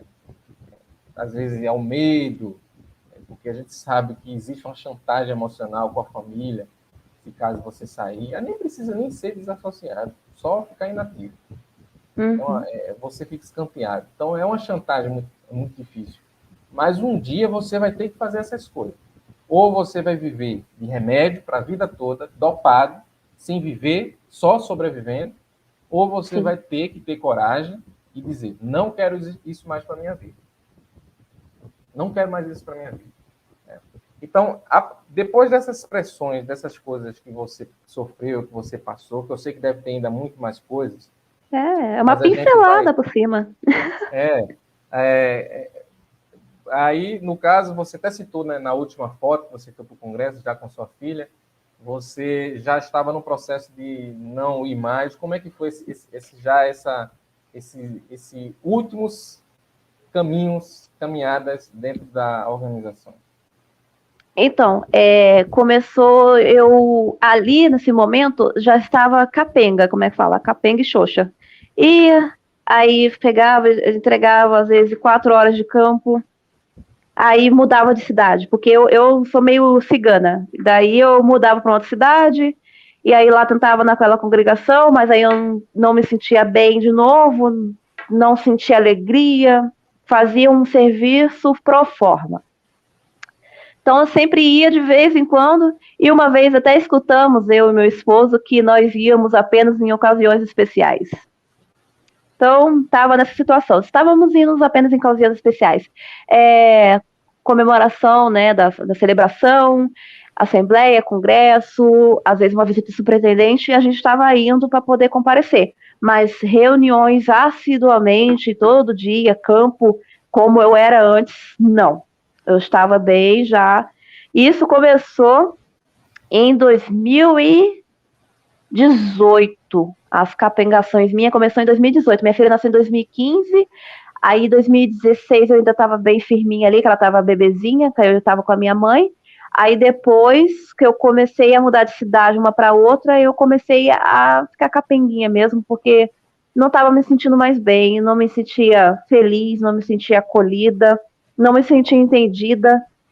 e sempre com aquele medo de mais problema com alguém, se mais alguém vai tropeçar. O que causava tropeço algumas vezes era sempre os meus cabelos. Você pode ver, eu sempre inovo meus cabelos, e às vezes causava tropeço. Uma vez eu apareci com cabelo vermelho cereja, e aí me proibiram de ir pro cão. Falou, esse cabelo não é cabelo de cristã. E uma mesma irmã, pioneira regular, tinha o mesmo tom de cabelo e ela podia ser pioneira regular com tom de cabelo cereja. E aí, enfim, então nesse meio tempo aí eu comecei a capengar, e foi mais nesse período aí de 2017. Aí, de fato, a machadada final, porque nesse tempo aí eu comecei a ter muitas discussões com meu marido para poder tentar levar ele, porque as irmãs me pressionavam, a minha família me pressionava, vocês vão ficar nessa vida até quando? Vão ser destruídos desse jeito aí, ué. Vocês sabem a verdade, sabem o caminho que é para seguir, tá desse jeito aí, fica em casa, jogando joguinhos de tiro, não sei o quê. Começaram a julgar as nossas coisas, tudo que a gente fazia. Não podia ir para um barzinho que tava lá, Isabelle, vocês foram para um barzinho, vocês foram para o showzinho? Não pode, não é aconselhado, não sei o quê. E tava bastante chamando nossa atenção. E eu tava já ficando saturada com aquilo tudo. Aí, em 2020, veio a tão, final de 2019, 2020, veio a tão temida pandemia. E ali, de vez, entrou um abalo em toda a minha família. Eu peguei Covid, quase fui dessa para melhor, e passei muita necessidade, porque meu marido sempre trabalhou por conta, e estava tudo fechado, ninguém podia fazer nenhum tipo de serviço, e precisando de medicação cara, porque eu peguei bem no início, e eu fiquei toda hora voltando. Eu cheguei a lesionar o pulmão, porque eles fizeram inalação, e parece que o vírus não pode ter a umidade, que ele se aflora mais. Fiquei com a saturação baixa, mas não me entubaram, porque eles não sabiam lidar com isso. No começo, era máscara, álcool na cara, álcool em tudo, mas não sabia que remédio te dar, que ia te tratar. Então eu fiquei tomando tudo por conta lá, tomei cloroquina, azitromicina, me encharcaram de tudo possível, e nisso eu fiquei assim. Aí nesse tempo, por a gente estar fraco espiritualmente, eu praticamente virei o cocô do cavalo do bandido. Para dizer que ninguém me visitou, foi as mais íntimas da minha mãe, se compadeceu da situação, foi lá perguntar como é que eu tava. Mas o meu caso foi colocado no grupo do WhatsApp do salão, e um irmão pegou e falou assim, será que é Covid mesmo ou não é frescura de jovem? A minha mãe teve que ler isso no grupo do salão. Mas aí ela pegou, foi ver naquilo ali, te largaram, né, minha filha? Eu falei, pois é, isso aí, ó.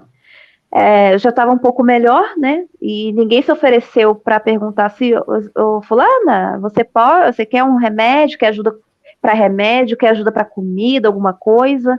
Nós passamos necessidade, e o que salvou foi o auxílio emergencial lá em casa, porque todo mundo trabalhava por conta. Meu marido trabalha com envelopamento e a minha mãe é cabeleireira. Tudo serviço que não era essencial, então ficou todo mundo presente em casa, a Deus dará, pagando aluguel e tendo que gastar com medicação, porque todo mundo pegou Covid. Só eu que fiquei ruim e fui parar no hospital. E aí a minha mãe viu o tal do amor cristão indo, por água abaixo. Aí ela pegou e ali ela começou não tô me sentindo mais bem, já vem lutando, ela estava lutando com a depressão, e por restícios de muita coisa, juntou a organização com outras coisas pessoais, mas em si a organização por estar sempre tentando andar na linha, tentando agradar os outros, porque você vive para agradar os outros, não para agradar Jeová. Ela começou a perceber isso. Eu estou ali para agradar as pessoas. Se você não agrada as pessoas, você não é nada. Você não é chamado para nada, não é chamado para ranjinho, você não é exemplo para nada. E aí foi ali que começou. E aí eu não fui mais. Eu peguei e falei, por que eu estou num lugar desse? Eu comecei a observar as outras denominações que são tudo do diabo, estavam lá se organizando em mutirões para ajudar os menos favorecidos, cesta básica, a igreja católica que tem aqui bem grande, estava uma fila lá, eles fizeram um mutirão e juntaram cestas básicas para qualquer um que se sentisse à vontade para pegar a cesta básica. E isso não está sendo feito. Eu comecei, cadê, mãe? Aí, ó, não ajuda a gente com nada. É só o tempo todo lá, é Zoom, e aí a gente tá aqui, ó, passando mal, precisando de ajuda. Não é só ajuda espiritual que existe, não. Cadê? Aí depois, não sei se você lembra, se leu uma carta que ajudas iam ter que passar pelo corpo dos anciãos agora. Não se pode ajudar por livre e espontânea vontade. Se alguma família vem e pede ajuda para algum ancião, é feita uma reunião para analisar essa situação, se vai poder ser ajudado. Não é mais igual antigamente, não. Até que antigamente a galera se ajudava bastante. A roupinha aqui, um arrozinho ali. Agora, cada um por si, Deus por todos. Tá bem nesse nível mesmo. Eu lembro, Isabel. Eu lembro que as pessoas, é como você falou, né? As pessoas mais próximas, que você tinha mais uma amizade, às vezes ajudava. Mas eu lembro que veio realmente uma carta dizendo que deveria falar com um ancião. Eu achei aquilo ali absurdo. Eu disse, meu Deus do céu, para ajudar você tem que falar com um ancião. Pelo amor de Deus, né?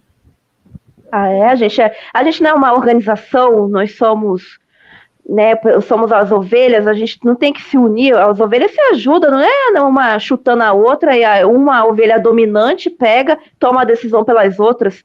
Não existe isso. Eu fiquei, nesse tempo já comecei a me questionar, e a minha mãe o Zoom ficava lá e assim, ó, todo mundo assim, ó. O Zoom rolando lá, e câmera fechada.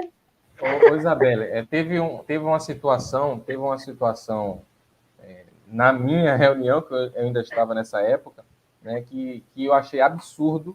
Eu já achava muita coisa absurda, mas teve uma ocasião que o irmão falou, mesmo assim, no Zoom. Nessa pandemia, a organização tem sido exemplo em comparação com as outras religiões, de ajuda para os nossos irmãos. Eu fiquei assim, meu Deus do céu, isso é piada. Não. Só pode ser piada. Me fale onde que estava essa ajuda aqui na minha vida, na minha situação. Não, me chutaram. Eu tava fraca mesmo, tava morrendo de Covid, ainda falaram que eu tava fazendo cena, né? Me zoaram no grupo do salão, e essa deve ser cena de adolescente, né? Nem sabe se é Covid ou não. É o que a minha mãe teve que ler. Que eu já tinha até saído do grupo, que eu fiquei com ranço. Aí depois que você ficou com Covid, você se recuperou, percebeu que você foi um nada, né? Aí você disse que não ia mais. Aí eu falei, mãe, eu não vou mais. Eu falei com a minha mãe. Aí minha mãe, filha, a decisão é sua, né? A mãe não pode. Aquele discurso, né?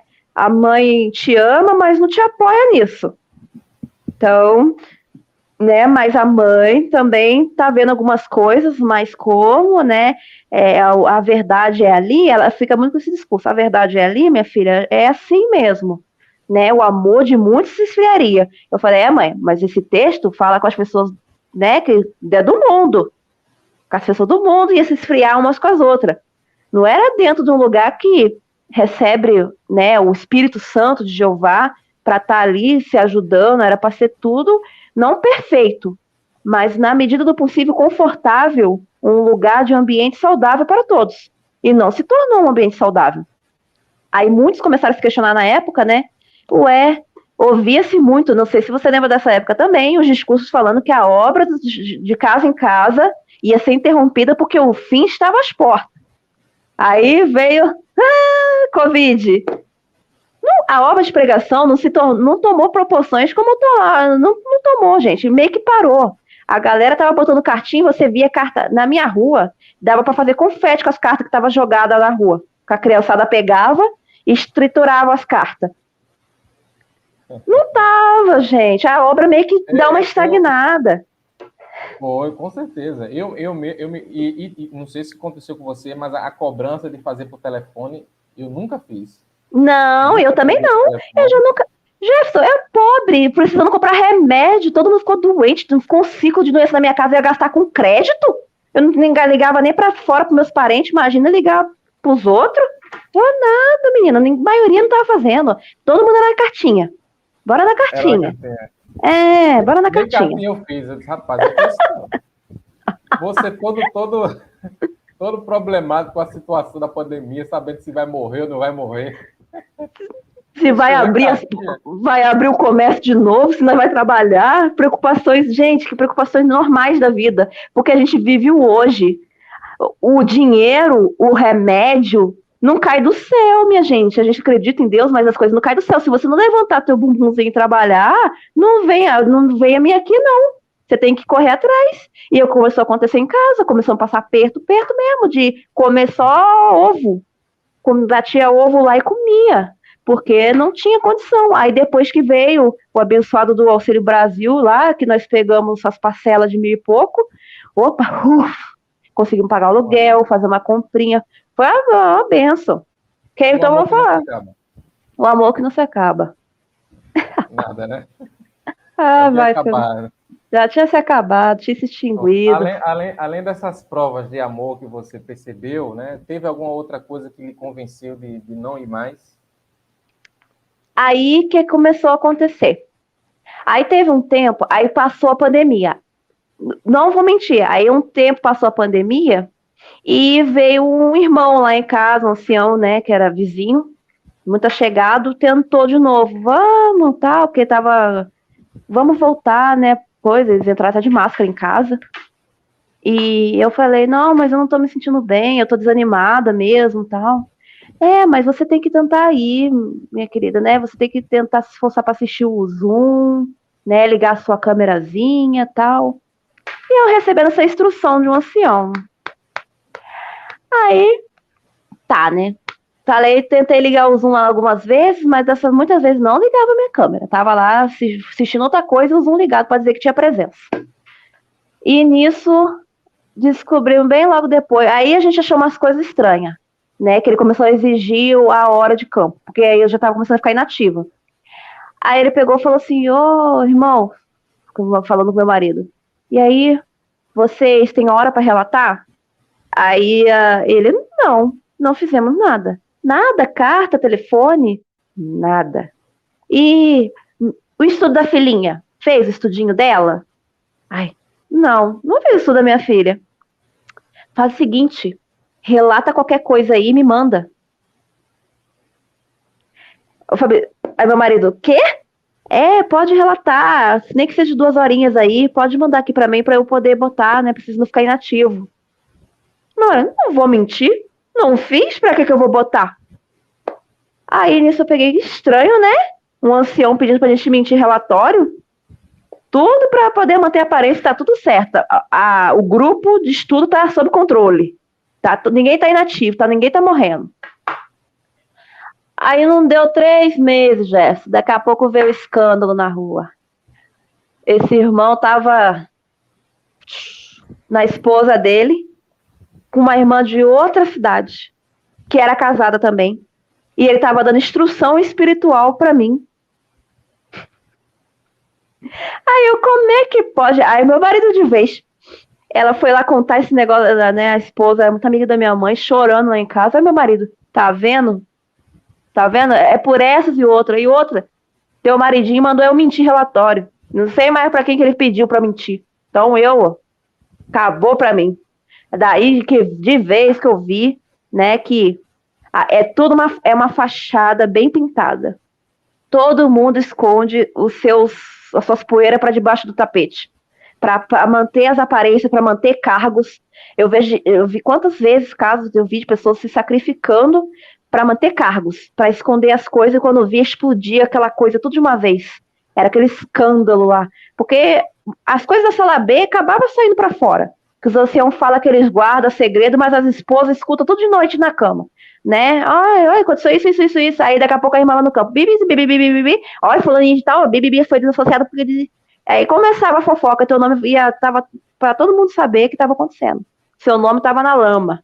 Porque sabiam, casos de sala B sempre foram vazados. Então, é essa trama toda. E fora, né, no detalhe que eu vou entrar, dos questionamentos da organização, que eu comecei a fazer minhas próprias pesquisas. O que você descobriu? A primeira dúvida que eu comecei assim, foi quando eu estava na pandemia, veio o negócio do tal das novas luzes. Eu, de novo, novas luzes? Dos gafanhotos.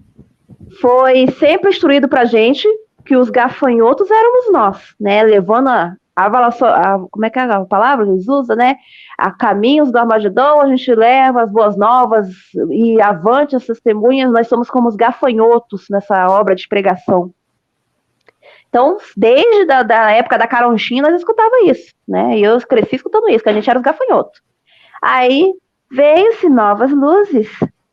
E agora nós não é mais os gafanhotos, né? Que os gafanhotos em Joel é outro tipo de coisa, que né, outra interpretação, que depois Jeová manda a obra parar, e os gafanhotos em Apocalipse acontecem outras coisas com os gafanhotos, é destruído. Então, se nós é o gafanhoto, vai ser destruído, que negócio é esse, né? Um bolo doido.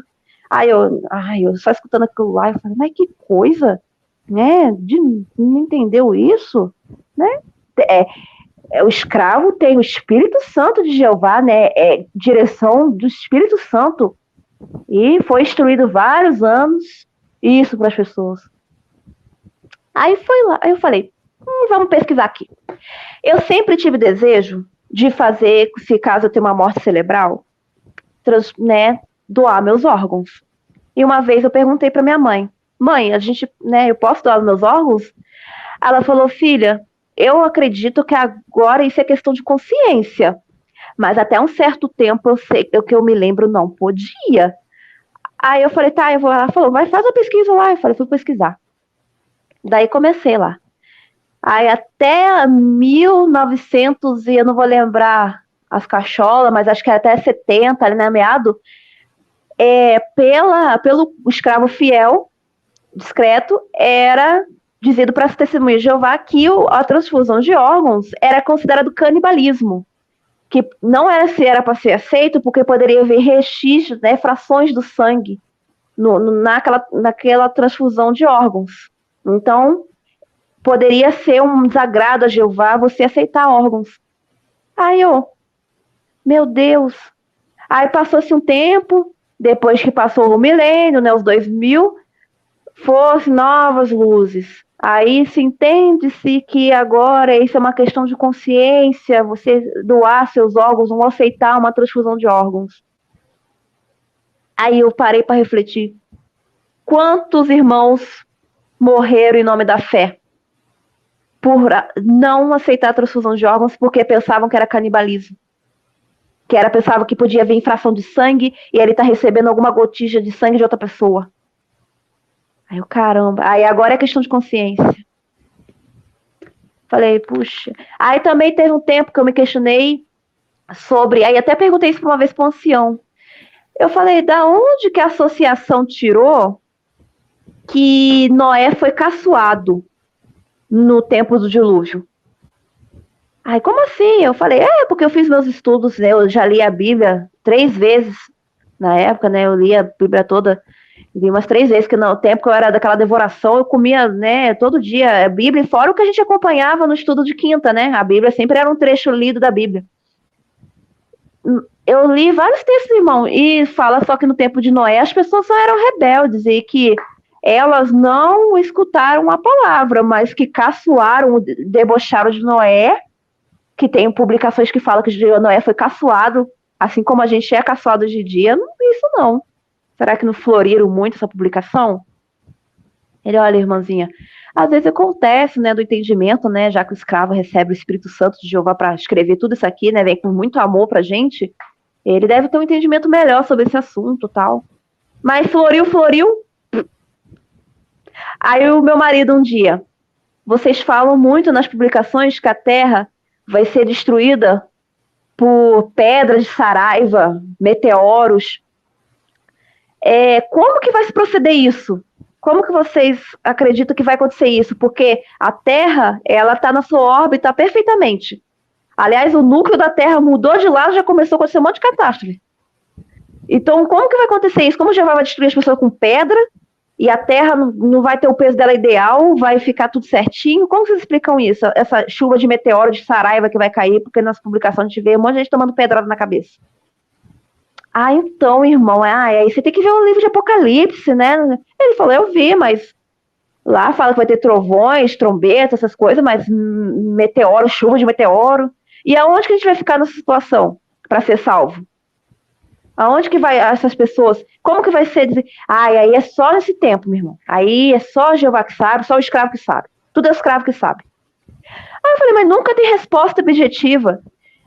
Aí eu comecei a perceber que são pessoas como qualquer outra, buscando.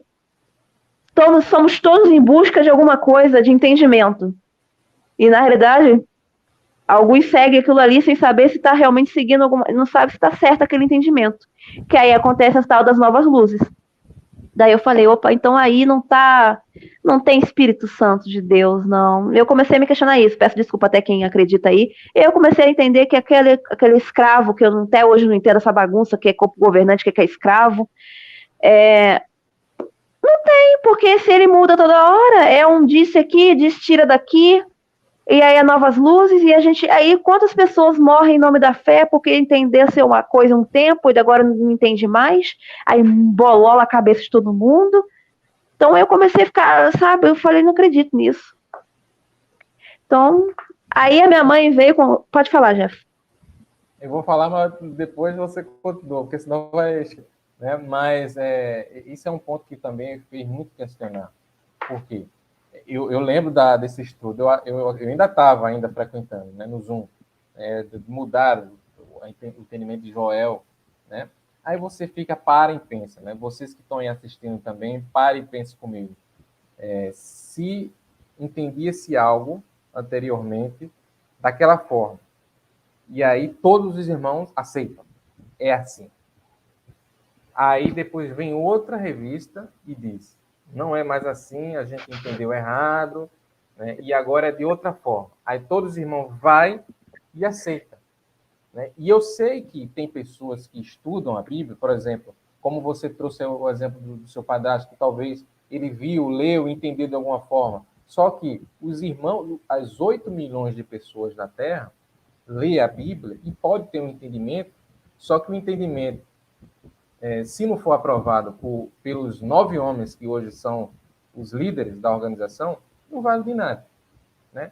E se eles falam algo que se é assim, daqui a 5, 10 anos muda, se a pessoa já pensava daquela forma, se ela falar, ela é apóstata.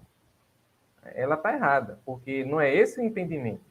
Ou seja, será que o que ensina, será que o que a gente ensina hoje, você que está aí, será que o que a gente ensina hoje na pregação, na porta das pessoas, daqui a 5 anos vai ser diferente? Vai ser outra coisa? Né? Só que eu falava muito com a minha esposa, parece um aplicativo. De tempos em tempos atualiza. Né? A versão 2017 é essa, a versão daqui em 2020 já é outra, atualizou. Né? E aí não tem escolha. Ou você atualiza, né? Ou você atualiza.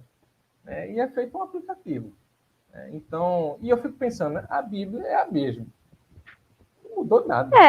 Porque Moisés, né, quando recebeu lá as leis de Jeová, nunca se pôs e tirou uma vírgula daquilo ali. É aquilo ali, é para seguir aquilo ali e acabou. Não tem essa de ficar e se entendeu. O Moisés foi lá, eu acho que eu entendi a pedra de outro jeito aqui, e tem que ser. Então, sabe o que é isso? Sabe o que é? E isso que é uma coisa que eu acho, que não acho legal, é que não sabe, não tem a humildade de dizer assim, eu não sei. Não sabe, deixa quieto. Mas não, eu arrisco a dizer o que é, depois muda de ideia, muda de novo. Dito que é a verdade. E sendo sincero, passa vergonha, né? Passa vergonha. E os irmãos passam vergonha, porque pregam uma coisa na porta. Por exemplo, eu comecei em 2008. Em 2008, estava começando o Bíblia Ensina, o amarelo. Antes, era o Poderá Viver para Sempre na Terra. Sempre na Terra. Capa vermelha. Uhum. Lá nesse Poderá Viver, falava que Jesus voltou em 1914. A volta de Cristo, 1914. Então, quando eu comecei em 2008, os irmãos falavam disso. Jesus já voltou. Eu falava com o evangélico dizia, não, eu estou esperando Jesus voltar. Aí os irmãos diziam, não, mas Jesus já voltou. Jesus voltou em 1914. Porque o Poderá Viver para Sempre falava claramente, dizendo, Jesus já voltou, estamos na presença dele. Né? Então, depois do Bíblia Ensina para cá, não fala mais disso. Não se fala que Jesus já voltou em 1914. Hoje, de vez em quando sai numa revista, a gente está aguardando Jesus voltar como rei. Jesus vai voltar como rei reinante. Entendeu? Então, ou seja, eu iniciei na pregação em 2008 falando que Jesus já voltou em 1914. Hoje, se eu for para a pregação, eu não vou dizer mais isso. Porque já mudou. Mudou. Entende? E nessa época de descoberta, daí aí a gente sempre é instruído, né? Fique longe dos apóstatas. Aí eu, por que será que não pode ver coisa de apóstata? Comecei a me coçar. Aí eu peguei, entrei no YouTube, achei um ex-ancião, que tava, né, serviu por muitos anos, o canal dele muito legal, e nisso eu comecei a ver ali casos de irmãs que se afastaram, porque idosas, irmãs idosinhas, contando que por causa desses negócios de novas luzes, teve uma lá que vendeu o terreno dela em 75, porque eles pregaram que viria o fim. Eles pregaram, gente, meu povo, eu fiquei abismada com aquilo. Aí na época, né, eu descrente daquilo, não, impossível. Fui buscar as sentinelas de 75, as de despertar. Quando eu fiquei vendo aquilo, a, aquela paranoia que se criou dentro da organização naquela época, eu fiquei chocada. As pessoas deixaram de fazer faculdade, deixaram seus empregos, alguns venderam terras porque não queria ter contato com o materialismo, porque é o que estava instruindo lá, é isso. Abandone, se entregue à obra de Jeová, que é recompensador, o fim está próximo. Pensa a cabecinha dessas pessoas. Aí essas irmãs, com o tempo, foi vendo que toda hora, nova luz, disse-me disse, disse-me disse, não estão indo mais. Falaram, não quero saber mais disso, porque eles acabaram com a minha vida. A mulher vendeu a casa dela para poder ajudar na obra de pregação. Eu fiquei, gente, não acreditei naquelas entrevistas. Daí eu fui consumindo mais aquilo. Aí eu fui vendo aí as reportagens sobre a pedofilia, daí aquilo me chocou. Eu passei. Aí eu, caraca, tudo guardado, tudo por baixo dos tapetes. E aí as pessoas lá não podem, não podem. Simplesmente um tratamento de cala-boca. A pessoa quando sai é calada para não fazer as outras abrir os olhos também. Eles já visaram essa regra da desassociação visando isso mesmo, para os parentes não ter zero contato com filhos, com enteados, com nora, com tudo que seja, para você calar completamente a quem abriu o olho. Aí é apóstata, sendo que eles não sabem nem o que é o termo apóstata. Aí fica lá, todo igual papagaio de pirata, aposta. Mas não sabe. Eu julguei muitas pessoas. Aqui no comentário, de vez em quando aparece um dizendo, é mentira. É mentira. Não, assim, não é. Assim. Ou senão, como você falou, é apóstata. Não sabe argumentar, não sabe... Não, ok. É mentira? Então prova. Argumenta. Né? Tá dentro, o que a gente está falando aqui, né, Jefferson, tá dentro de lá. Vocês, qualquer um que tiver aqui no comentário, vocês têm essa... Eu fiquei assim também, eu era uma defensora, eu ia nesses vídeos assim que eu via, alguém falando mal, até uma brincadeira de, testemunho de Jeová, arranquei a porta da minha casa para não bater, eu ia lá, vocês vão pagar, que Jeová vai destruir vocês são um bando de apóstata. Aí eu me vi nessa situação. Eu tô enxergando o que eles enxergaram. E as pessoas. É tudo oculto. Essa parte de 70 lá para trás é assim, ó, varrido para debaixo do tapete. Aí a associação em 2000 não quis cometer o mesmo erro, mesmo se criando a fake news dentro da congregação que 2000 ia vir a destruição de novo. Eles falaram que não era, não, que o dia é como um ladrão, ninguém sabe, agora é assim. Porque eles não iam dar o tiro no pé de novo de dar data. Não ia. É verdade. Não é possível, né? Errou uma vez, errou 2 vezes, errou 3 vezes. Né? Agora, existe uma questão, o pessoal também que está assistindo, existe a questão da geração de 1914, que é um problema para a organização, porque Que essa não geração sabe. já foi atualizada várias vezes. A geração que não passará. E eles não, provavelmente eles não sabem o que vai acontecer, porque já houve a última atualização, que foi em 2015, que foi um vídeo que a gente assistiu, talvez você não lembre, ou algumas pessoas não lembrem, mas teve um vídeo de David Splane explicando a geração sobreposta. Era a geração que tinha nascido em 14, hoje já não é mais as pessoas que nasceram lá, mas é o pessoal de 1935, né? Que o último ungido que morreu é que a pessoa que se bate. É uma explicação mirabolante que a Bíblia já foi colocada de lado, porque não Sim. tem, né?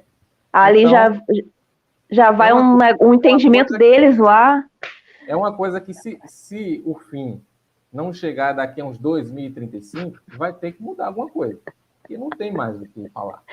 Não Entende? tem. Ai, meu Deus, eu fico pensando, eles já devem estar corroendo as unhas, porque aí logo agora rolou esse escândalo lá com um membro do corpo governante. As pessoas já estão. A minha mãe mesmo falou, gente, do corpo acontecer isso. Aí eu falei, pois é, né, mãe? Aí fica assim, né? E meu padrasto ainda é bem assíduo, então ele nem gosta de pensar que tá falando dessas coisas, porque é bem cego na organização. Acredita em tudo que é falado. E aí eu fico. Não sei se você viu também o caso de tá rolando um negócio sobre os ungidos também. Que eles falaram um tempo nas publicações que os ungidos já foram. A classe selecionada 144 mil encerrou. Mas tem uma galera, mas na minha congregação um irmão tá tomando emblema e ele é novo. Que nem até nessa explicação dos ungidos eles gagueja. Gente, teve um estudo dos ungidos que rodou, embolou e não disse nada. Como que esse povo entende que eles são ungidos? Da onde que é decretado isso? Porque teve uma irmã lá que se disse ungida, ela perdeu os privilégios dela, porque eles acharam que não era. Os anciãos, por alguma coisa que acontece ali, eu não sei se é boato, se é fake news, mas falaram que é um tal de sonho, que alguns têm, que é um sonho recorrente. E dali eles tiram que essas pessoas são ungidas.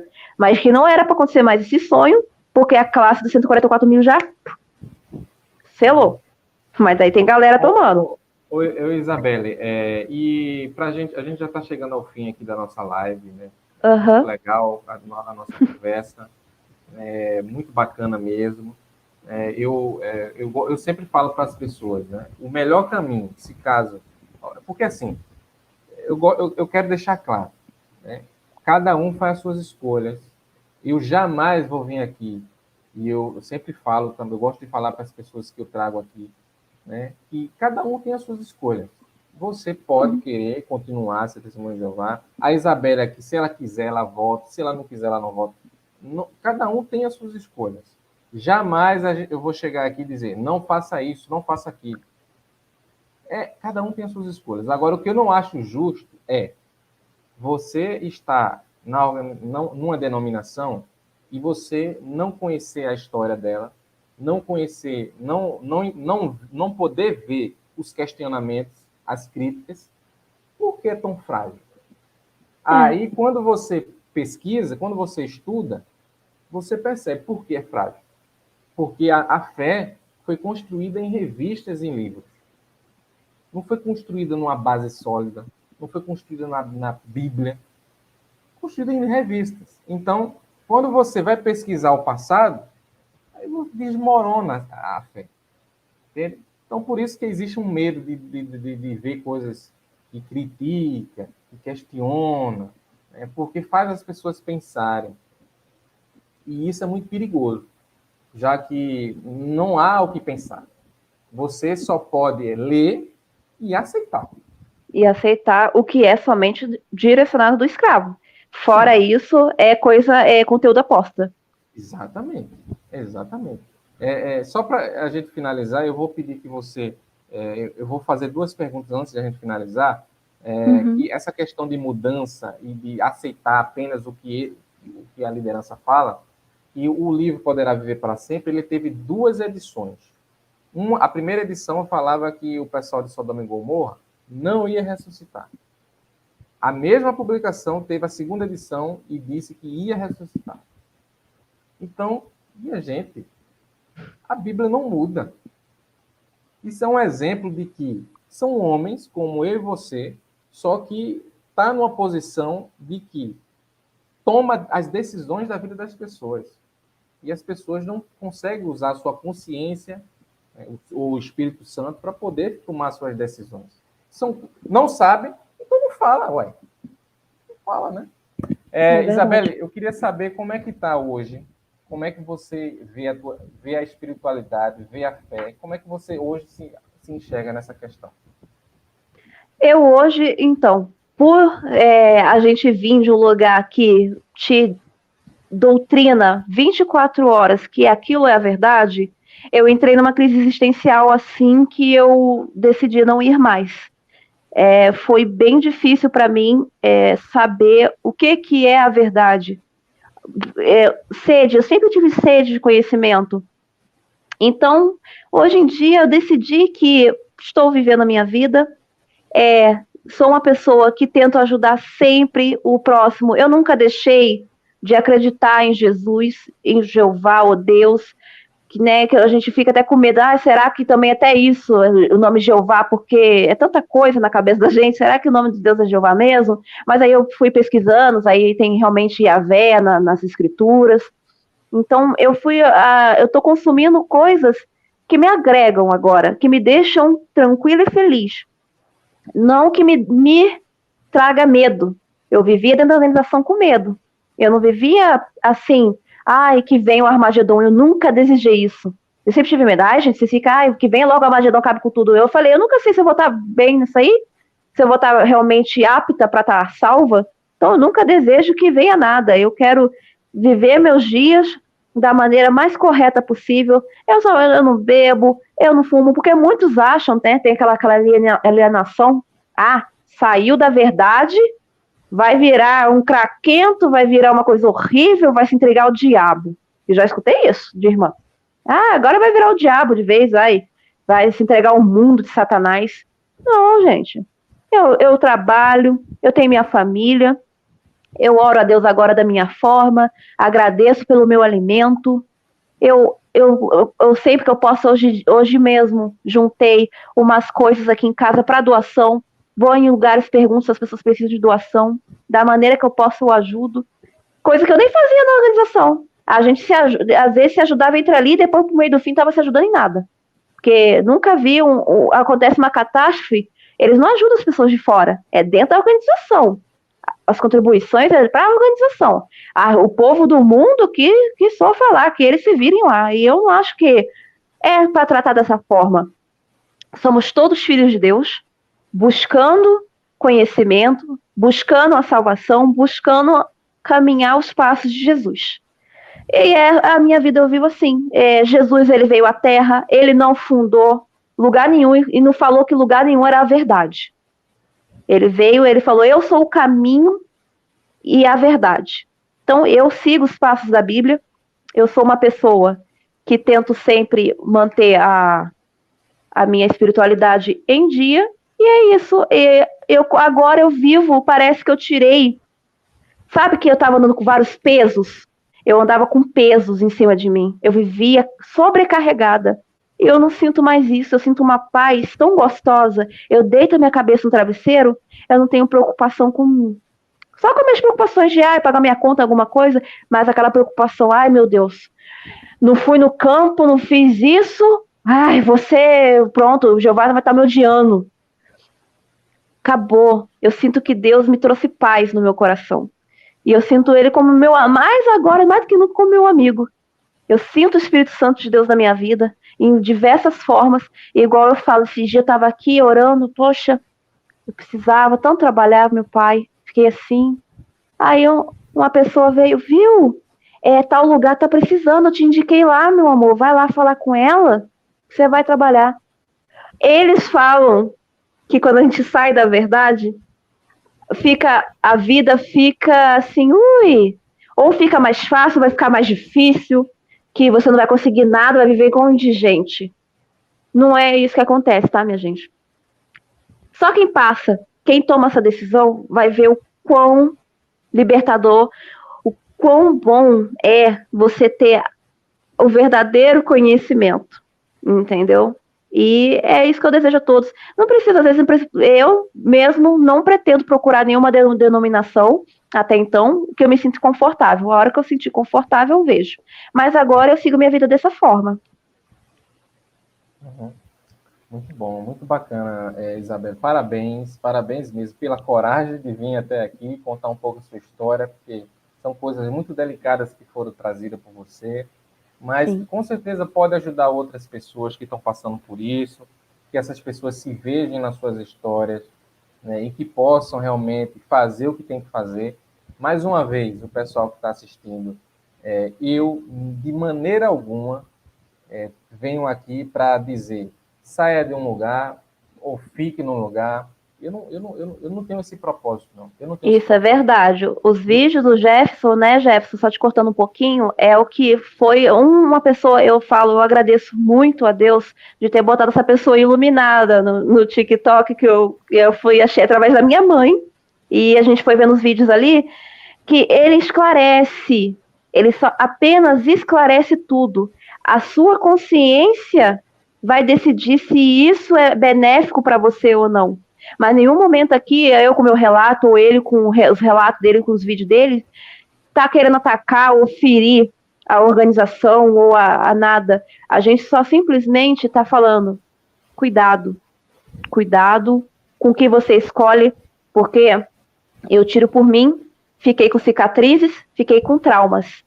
Então você tem que decidir, é uma decisão, tanto batismo, tudo. Quantas pessoas nos vídeos eu vejo, eu me arrependi, isso é uma palavra que não era para existir, não era para existir arrependimento num batismo de uma pessoa, é um momento sagrado. Não é para existir isso, porque o batismo vira a sua estaca, a sua cruz, não seja o que você acredita, ela vira tudo seu. Aquilo é um fardo para você, porque se você, a partir do momento que você falar, não quero mais, você não é nada. E você se torna nada para as pessoas olham, eu passo na rua, oi, eu sou só afastada. Eu sou uma pessoa afastada, não sou desassociada. Oi, tudo bem? Eu vejo isso. Eu sou tratada pior que o cocô do cavalo do bandido. E não era para acontecer isso. Não foi isso que Jesus quis para ninguém. Que a gente aprendesse, ensinado a odiar. Lá dentro, né, Jefferson, é ensinado a odiar. Se a pessoa Você é do fica mundo, vigilante o tempo todo. Analisa exato. todo mundo, julga todo mundo. É isso aí. É só isso que eu queria deixar para finalizar. Ninguém aqui tá. É só um alerta para vocês, para quem está estudando, para quem está pensando, quem está dentro pensando em vir para fora. Não tenha medo. Aqui nós temos uma rede de apoio. Qualquer um, tanto o pioneiro aqui, se você quiser mandar uma mensagem, ou até outras pessoas lá no vídeo que também falaram seus relatos. Entre em contato. Não se sinta só. Nós não somos nada do que falam. Nós não somos isso. Nós somos filhos de Deus e Deus nos ama. Exatamente, exatamente. Linda mensagem. Então, é justo. O que é justo é justo. Você tem o direito de conhecer a história. E aí você toma suas decisões. A Isabelle, se batizou, não conhecia a história. Não conhecia as datas do fim do mundo. Não conhecia as proibições do transplante de órgão, que milhares de pessoas morreram. Não conhecia. Hoje a gente conhece. Então, a partir desse conhecimento, você faz as suas escolhas. Não, eu gosto de ir lá, eu me sinto bem. Parabéns, legal. Foi isso que eu fiz. Antes de ser anunciado, eu mandei uma mensagem para todo mundo da congregação. Eu não deixei ninguém anunciar, eu que anunciei. Eu disse, olha, vou sair. Por isso, por isso e por isso. Você vai continuar, tá feliz? Ótimo. Eu não tô. Ou eu saio, deixa eu ler a mensagem. Ou eu saio, eu vou tomar remédio controlar a minha vida toda. Eu não A quero gente isso. morre. Eu vejo pela minha mãe. A minha mãe está se erguendo agora. Porque eu vi que nos olhos dela, a liberdade. E ela vivia numas correntes. A minha mãe era uma pessoa que estava envelhecida antes do tempo. Porque Zolpidem era com aquele outro bem da tarja preta pesada, ela estava tomando já, porque ela não dormia e estava perdendo a felicidade dela. Vale a pena você estar no lugar que está destruindo o seu psicológico? Seja relacionamento tóxico, seja familiar, pessoas familiares tóxicas, ou seja uma denominação. Se está te trazendo fardos, te trazendo dores, Será que isso tem o Espírito Santo de Deus? Aí fica o questionamento, né? Exatamente.